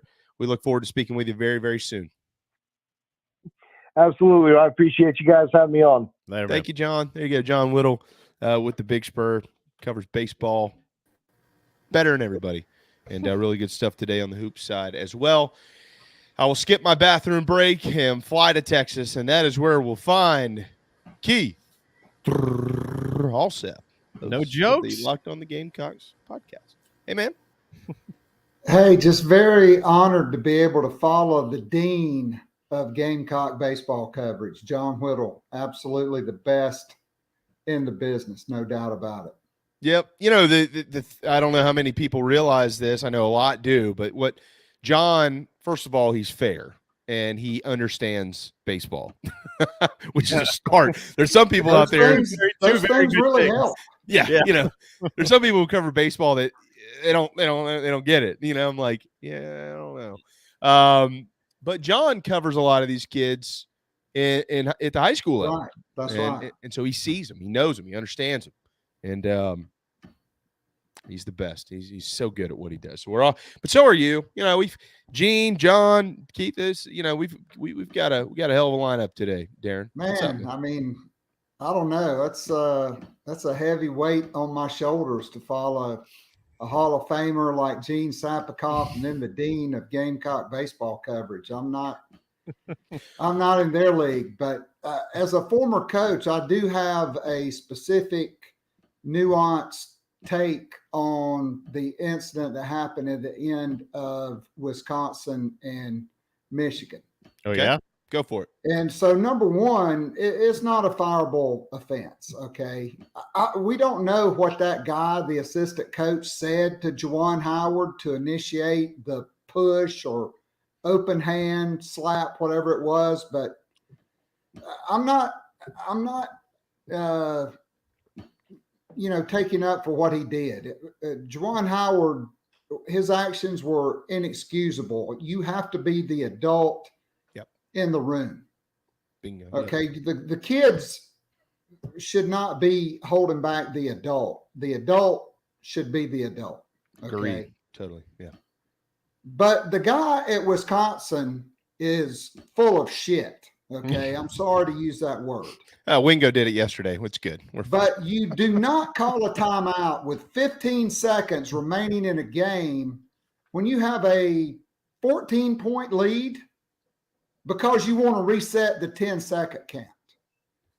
He was showing him up. He was saying, all right, big boy, you're Fab Five. You probably mouthed off at me before, and I got you. So I'm calling timeout with 15 seconds left, and we're going to give you, the crowd in Madison during this timeout. He showed him up, number one. No doubt about that. Okay, I don't believe for a second, and no other coach in America that's coached even high school or at a high level doesn't believe when they're getting their asses handed to them and there's 15 seconds left and the other coach calls timeout, that is to rub it in your face. Make no doubt about it. I agree with that. I don't think, and I think most of the coverage has agreed with that as well. Like, okay, what Guard did was not cool. It was not right. Not the actions on the floor, him using his hands to either stop Juwan or whatever. He touched him there. Like, none of that was right. But it doesn't excuse the eventual outcome either. It's probably not cool to be a 5'10", older dude and put your hands on a 6'10" guy that, has a history of altercations as well. Mm-hmm. Like the second thing he did wrong was, I'm just going to lie to this guy, put my hands on him and hold him up and tell him, give him a reason why I called the timeout. Okay, no. Look, I had my behind handed to me a couple times, and one time a guy called timeout to rub it in. You know what? His players were apologizing for him in the handshake line. And when I got to him, I didn't give him my opportunity. I turned, put my hand out, and kept on walking. I didn't even acknowledge it. Mm-hmm. Juwan Howard is supposed to be man enough, making $5-6 million a year at one of the most storied programs in America, where he's one of the most part of the most storied part of Michigan basketball, to ignore the shit show that is the guy that didn't have an NBA career, that was not a part of a Fab Five, but that was just really being a Richard Cranium and rubbing it in, because that's what he did. He rubbed it in. So let me ask you, and I'm not, I guess you could consider this a little bit, Keith, playing devil's advocate here, but I'm not meaning this. I'm what I'm about to ask you is for educational purposes. So we can see and discuss every angle of this, because I don't disagree with you. I agree with you. And I agree with both you and Darren. But let's reset the scene from a basketball standpoint there. It was a 15-point lead with 15 seconds to go, right? 15. And Howard in Michigan are pressing, right? Full court press. And the coach from Wisconsin, Coach Guard, says that he had basically a second team, his scrubs, if you want to call them that, in there. And he called timeout to reset the clock to kind of coach him through there. All I'm asking here, and again, I agree with you, so don't misunderstand what I'm saying, but both coaches in that moment, were they both coaching? Like, didn't it seem, okay, I want to call timeout to explain what you do here, and we're trying to press so we can steal the basketball and try to close this 15-point gap, even though we're not going to be able to do it with 15 seconds left. Is there anything there that you say, okay, yes, but still that's BS? No, I don't buy it. I think with 15 seconds left, if you can't get it across midcourt, you just take the violation. What happens? Then there's 11 seconds left. I mean, it's not like they can, hit an 8-pointer, call timeout, foul you, and hope to hit another 8-pointer and win the game. There's no 8-point shot. There's not even a 4-point shot like there is in the NBA All-Star game. It's kind of like you see multiple teams in college basketball. They have command of the game. There's 40 seconds left. They take a 30-second shot clock violation and just go down to the other end. And if the team wants to score and cut it from 15 to 13, it just happens. If they just dribble it out, then the game ends. That's the way it goes. I don't buy that he was trying to coach his guys up with 15 seconds left. I just don't buy it. All right. I'm not justifying what Juwan Howard did, and quite frankly, he shouldn't have been pressing full court at that point, in my opinion. Yeah. Both dudes were wrong. Yep. Both coaches were wrong. The assistant coach should be reprimanded as well for probably what he said to Juwan Howard that prompted that. But Howard had no business acting on his, base instincts. Yeah. You just have to be a man, exhibit class, take your lump, and the next time, don't lose by 15. Yeah, it was ugly all around. I mean, it was, the whole scene is just ugly. It's just, it was not a good couple of seconds for college basketball. Yeah. Yeah. Right. There was. How about the punishment? Does the punishment fit the crime in this instance? I mean, I think it's a good punishment. I'm sure probably Michigan is going to impose, sanctions, financial sanctions, and he'll probably be on a zero tolerance policy.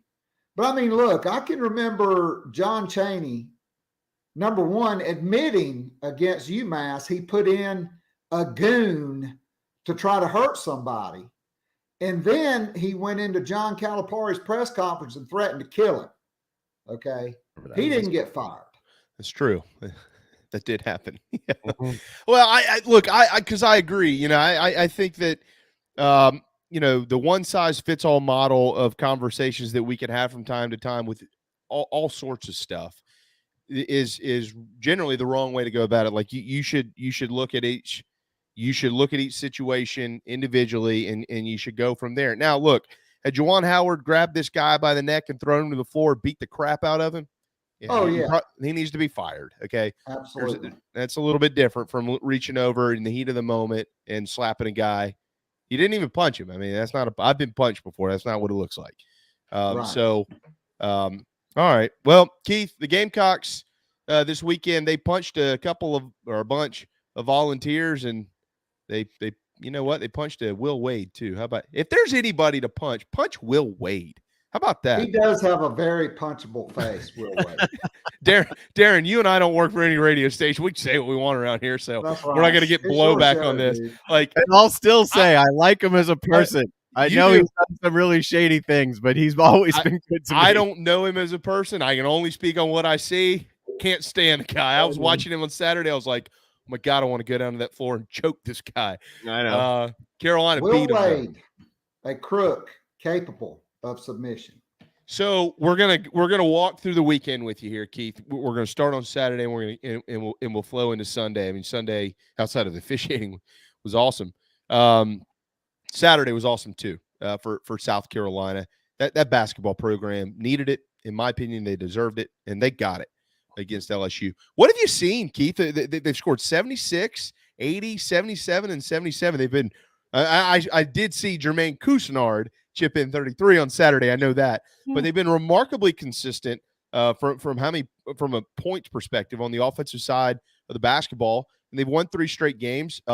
Devin Carter seemingly is matured at the point position. They've had some mishaps. They've done that all year, but they've also won 3 games in a row. What have you seen here lately?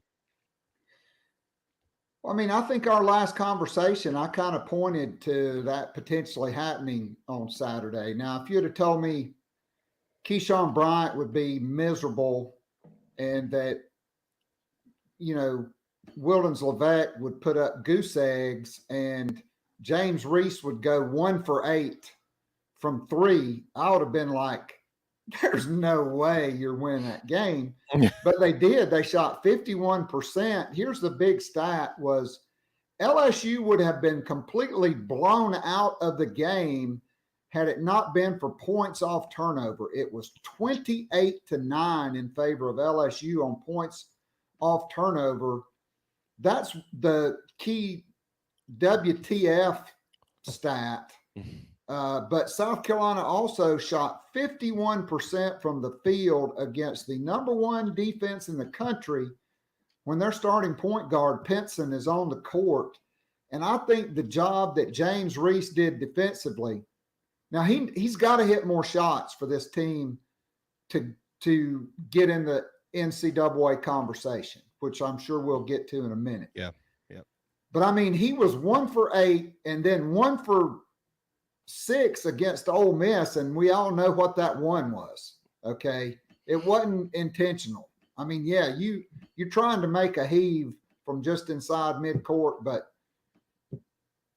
you know he's made 1 for his last 13 legitimate threes, and that is not a positive trend. And neither is, you know, bad Keyshawn Bryant and Wildens Levesque at the same time. But you know, I credit Jermaine Cousinard's mother for the win, because if she's not in the stands courtside for her son with everything that has been thrown at her and him, South Carolina does not win that game because he does not throw the Superman cape on and go for 33. I'll tell you what. I'll say tell you this what about that game too, okay? And this is going to sound like I'm pissing in everyone's Wheaties. I said it a little bit yesterday that they didn't play that well. They didn't. Keith, you just talked about Bryant didn't play well. Levesque didn't play well. Reese didn't hit any shots again. The team, if you take Bryant away, was 14 out of 33. They were 3 of 17 from the floor. The numbers offensively, the percentages are all boosted because there was a superstar performance. What plagued South Carolina and the threat going into the game was if they're turning the ball over and LSU's getting steals and running out on breaks, it's exactly what happened. And they killed them on the inside. They just got a superstar performance. It's a great win. It is the best win of the year, and there's nothing close to it. But I don't know how to really evaluate the game because of that. Well, let me counter your point, though, because you're right. Yeah, I don't disagree with you, but let me counter your point. This is what Frank Martin's been saying for a long time, though. Like, we need our superstars to play like superstars. Mm-hmm. So if you have a game like that, that's what superstars are for, to get you through. But there's no S on the end of that. It was superstar, because most everybody else outside of Eric Stevenson and Devin Carter were stinker type performances. I mean, they just were. And that, even through this, that's been the thing that I've talked about, is South Carolina at some point has got to get all these guys playing on the good page, not the one or two guys. I'm writing you down. You're on the good column and everybody else is in the bad column. Like, you can't just have Cousinard and Bryant play well and Levesque, Reese, Stevenson, et cetera, I agree, play horrible. And you can't just have what you had Saturday. You know, I mean, if I'm Frank Martin, I'm coming out of my pocket and I'm getting Jermaine Cousinard's mother to every game the rest of the season, because he hadn't come close to doing that. Since his first year when he got to play, he hadn't come close to matching that. He was so confident, Keith. We were sitting right in the corner on Saturday, right above Chris Silva and PJ Dozier, and I pointed this out yesterday to Darren. There were multiple times where Jermaine hit shots from that side of the floor, and he looked right at Silva and Dozier, kind of like, hey, you know, I'm here today. So in addition to Mom, I think some of the stars being in the house were pushing him forward. Look, I agree with everything y'all said. I think it's spot on. It's exactly right. I mean, and that's one of the reasons I've kind of said throughout the year, look, I like the team. They've got the pieces there. If they can just all figure out a way to click. One of the things that really stood out to me, Keith, Levesque, which he fouled out. He didn't shoot a free throw. He didn't even shoot it. He didn't even have a shot. I mean, he was dominated. He's domed up. He's been domed up for a couple of games. Frank's got to shake him of that. And tomorrow night, it's going to be a hard game to shake him, because Mississippi State's really good down low. So we'll see what it looks like. But Stevenson only took 4 shots. He hit 3, but they have been working the basketball, Keith, and I want you to speak on this from a basketball standpoint here. They have been working the ball through him game in and game out now for a while. I mean, he's getting it in the paint, and he's kind of he's finding the open guy. I mean, he's almost working as the point guard when he's not the point guard sometimes. The offense has been running through him, and he's not taking 10, 15 shots a game. He took 4 the other day, but he hit 3 of them. So what are you seeing there? I mean, obviously Frank he wants the ball in his hands because it's opening something on the floor, and it's up to everybody else to hit shots. All right, so here's the deal. He also was 8 for 8 from the free throw line. Mm-hmm. Okay, yes, South Carolina finally outshot somebody from the free throw line, because that one big dude for LSU looked like he didn't even know what to do with the ball from the free throw line, let alone make one. But teams their goal is to push Stevenson off the 3-point line. Yep. Like, they want to run him off the 3-point line. And so he's a good ball handler, but he is a very high basketball IQ guy, and he's got great court vision and great sense.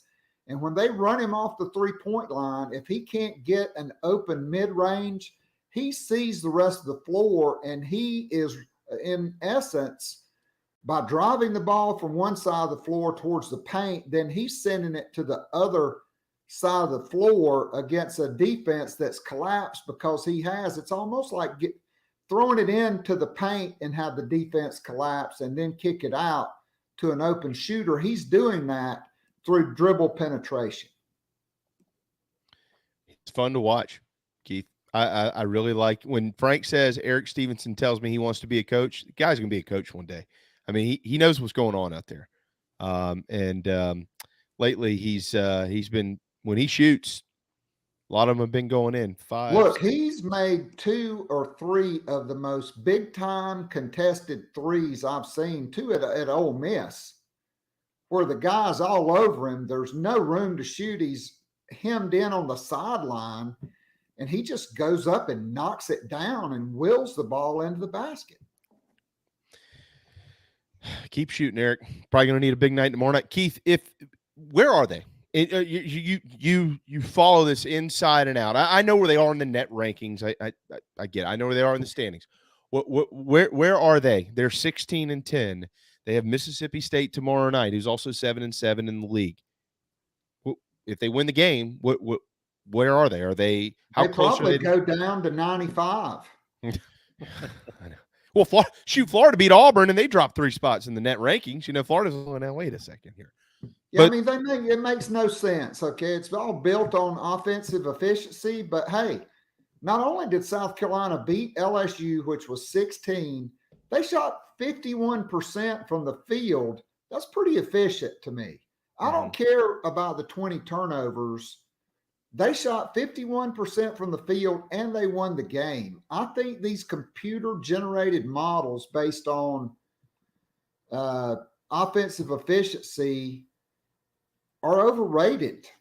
I think it should be de-emphasized, and I think eyeball test, who you win and how you win, should count more than a computer-generated model. But here's where they are, okay? Not to be the correction police, but South Carolina's in a 5-way tie for 5th place, not 4th place. The top 4, I just had it pulled up, is Auburn 12-2, Kentucky 11-3, and then Arkansas and Tennessee are both 10-4. Those are the top 4 seeds. South Carolina's in a 5-way tie for 5th place in the league. Right. Fourth best. What I meant was 4th best record, 5th place in the league. Just so it's still I mean, that's true. There's a tie for the 3rd best record. Yeah. All right. Semantics. I'm the correction police now. Either way, there's a whole bunch of teams right here. But the point is, Keith, there are 4 teams that all have better records than the next 5 teams below them. Right. All right. Which is, to me, when you're the selection committee and you're sorting out leagues, that's how I would look at it. Like, yes, there's a 2-way tie for 3rd at 10-4, but that represents 4 teams ahead of you in the standings. So they got to win, I think, 3 of the final 4 games. Frank said, Mike Yuva reported from Gamecock Central that they could potentially make up the South Carolina State game Monday after Auburn. And so let's look at this. Let's say they beat Mississippi State and they beat Missouri. They lose at Alabama. They lose at Auburn, both quad 1 road games. They could go up in the standings for even losing those games because those are quad 1 road games. Mm-hmm. Yeah. All right. That puts you at 18-12. Let's say you make up South Carolina State, then you're 19-12. Then you play Thursday in the SEC tournament. And you beat somebody, preferably not named Ole Miss or Missouri. Or Georgia. Yeah. Or them. Right. You don't want to play them. And you win that game, that's 20 wins in the second, like Gene said, the 2nd or 3rd best league in the country. To me, you have a compelling case. But personally, I think you've got to get one of those quad 1 road wins. I agree. to make it, and maybe still you'd have to win even 2 games. I think if you beat Alabama and you win your first game in the league and you beat Mississippi State and you beat Missouri, I think they should probably be in. It gives them another marquee win. Winning at Alabama will be better than beating LSU at home. You hit the nail on the head. It would be, because a quad 1 road win is much more important than a quad 1 home win. Yep. We think. But if they're not efficient offensively, then they might drop them 10 points in the. Well, that's true if they mucked it up and shot 37%. Or like Sunday with South Carolina and Tennessee, great segue. Both teams shot 32% from the field, but that was because I think they just picked up 3 hobos and dressed them up. What happened? Officials and put them on the court. Keith, like I know we're at 2:00 and we'll let you go a few minutes here because we haven't gotten to that. I mean, we all know like that this must be discussed. We have all talked about the significance of the day. We all know what happened. The presentation was beautiful. College game day. Dawn, Debo, Beamer. I mean, the stars are out, man. There's 18,000 people. All of it was wonderful, except for that. Bailey. And Champ. And there's who said it yesterday, Darren? Who did we have on yesterday? I don't even remember what yesterday was. Somebody yesterday wasn't Tuesday. Somebody said yesterday it was Mike Yuba, and he said, "There's the commissioner." Mm-hmm. This was the shining moment of the year in women's college basketball, period.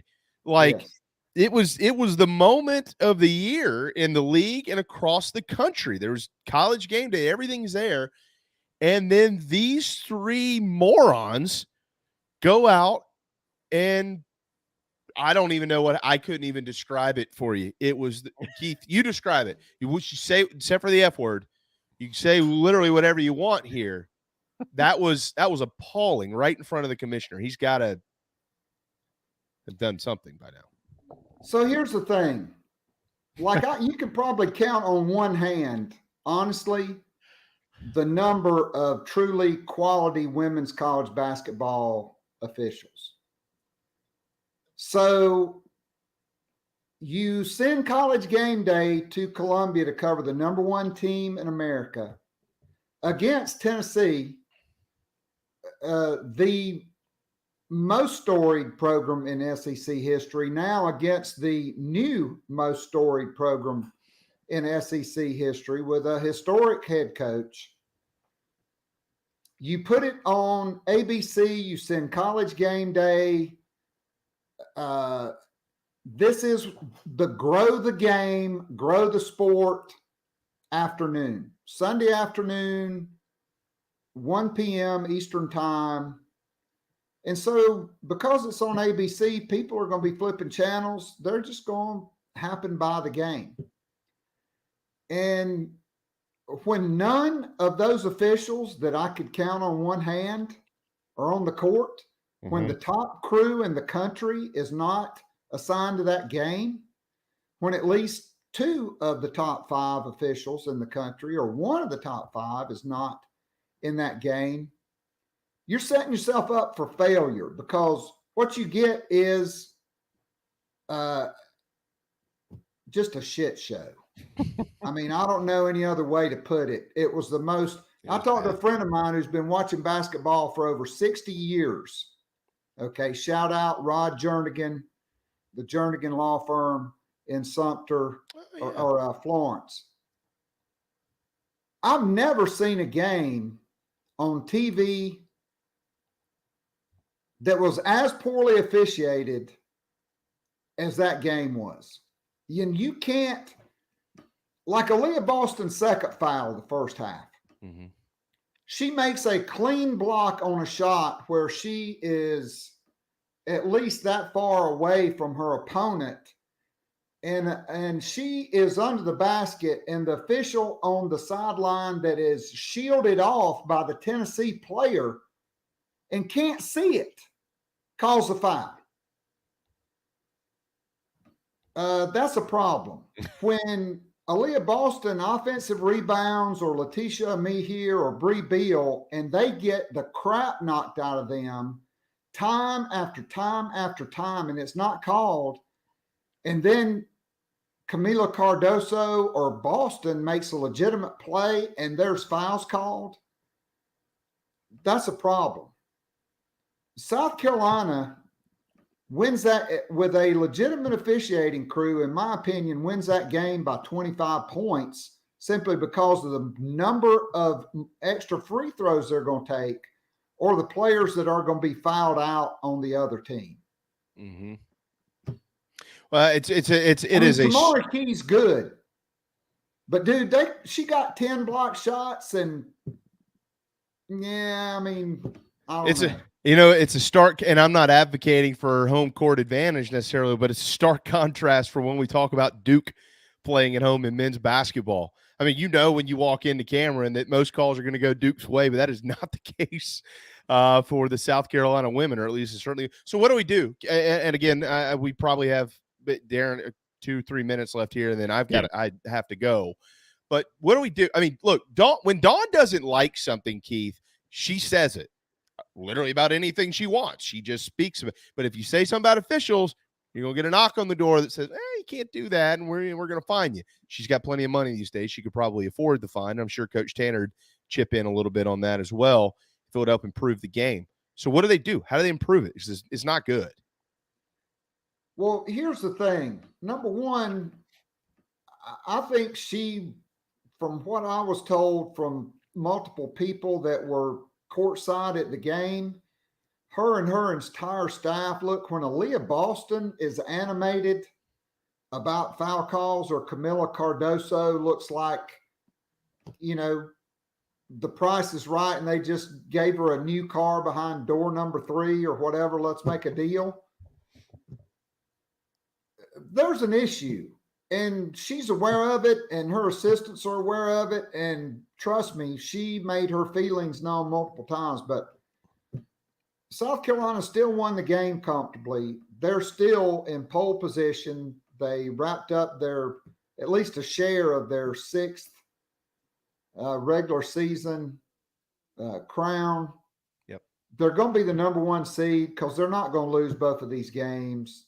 They're going to be the number 1 overall seed. They're going to get 2 home games in Columbia. Then they're going to get 2 games in Greensboro. Then they're going to fly to Minneapolis. And so what you don't want is to raise too much of a stink over it in a game which you win comfortably, because you don't want to give the Zebras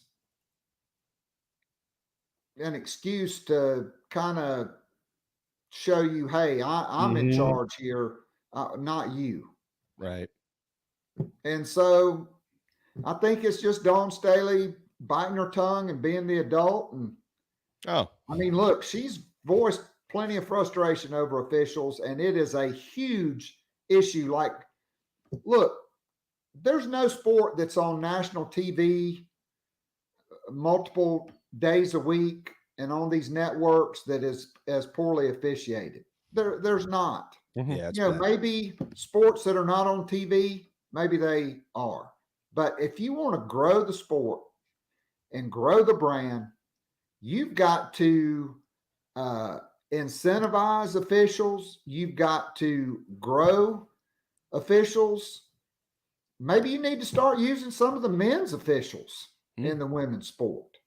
I'm just saying, maybe you need to clone Dee Cantor, and so there's 30 of her. I don't know what it is, but they need a solution, because that was a very poor product in that game, even though it was 2 really good teams that fought their butts off and played as hard as they could play. And hats off to Tennessee. Without Jordan Horston, they gave South Carolina their best shot, and they really made a great showing on national television for their program. But for a casual fan that's just flipping by, that doesn't know the teams and is not invested, they did not enjoy what they saw on Sunday afternoon. I would agree with that. There's no doubt. Gamecock fans and the team, though, did enjoy the win. Carolina will remain number one, and that looks to be the case for a while. Great weekend of hoops in Columbia this past Saturday and Sunday at the Colonial Life Arena, and hopefully much more of that to come. Tomorrow night's next opportunity to watch the men play, as Mississippi State will be in town at 6:30, I think, is the tip on the SEC network. And I do need to mention this. We do love our SEC network voices. Obviously, in my opinion, obviously headlined by Mike Morgan. But this is really neat, Darren. I don't know if you knew this or not, but you can go to syncmygame.com. Learfield has created a way to sync the game and the radio broadcasts together by going to syncmygame.com. So if you want to listen to Derek tomorrow night and it's a little off, that gets distracting, you can sync them together. It'll show you how to do it. And you can listen to Derek Scott call the basketball game while you're watching it on TV. So nice. There you go. Pretty cool stuff. Keith, the Locked On, for those that have never watched or listened to the Locked On the Gamecocks podcast, you probably should do that because we get it for 25 minutes and you could get much more of that and a whole lot more over if you are subscribing. So you should do it. The Locked On the Gamecocks podcast hosted by our dear friend, Keith Allsep. Keith, I got to go to the bathroom and also have a meeting coming up. So we got to let you run on that note, my friend. Guys, I can't thank you enough. I appreciate always the opportunity. And Jamie, go to the restroom because, going back to Jim Carrey and Liar Liar, you need those bathroom breaks because if you hold it too long, it can cause problems. That's right. Don't hold it too long. Solid advice. Just don't do what he did when he went to the bathroom because he beat the crap out of himself. No, I'm not going to do that. Don't worry. I'm not going to Juwan Howard myself. Come on, man. I'll be back tomorrow. Thanks, Keith. All right. Thank you. Have a great rest of the week. Yes, sir. You too. There you go. Keith Allsep, host of the Locked On the Gamecocks podcast. Thanks to Keith, John, and Gene. What a day. It was fun. We had overtime today. 11 minutes of OT on the JB and Goldwater show. Thanks to all those in the Share Healthcare chat line, sharehealthcare.com. Take care of your family at an incredibly affordable rate. About as low as $149 a month for yourself. Isn't that something special? Thank you. Thank you, Darren. And thanks to all of you. Thank you. Let's see. Tomorrow's Wednesday. What do we have on Wednesdays? Oh, yeah. JC Sherbert, owner of the BigSpur.com. We'll check in. Certainly looking forward to that. Have a terrific Tuesday afternoon. If you're in the Low Country, where are you going? The Dog and Duck. See you tomorrow at noon on the JB and Goldwater Show.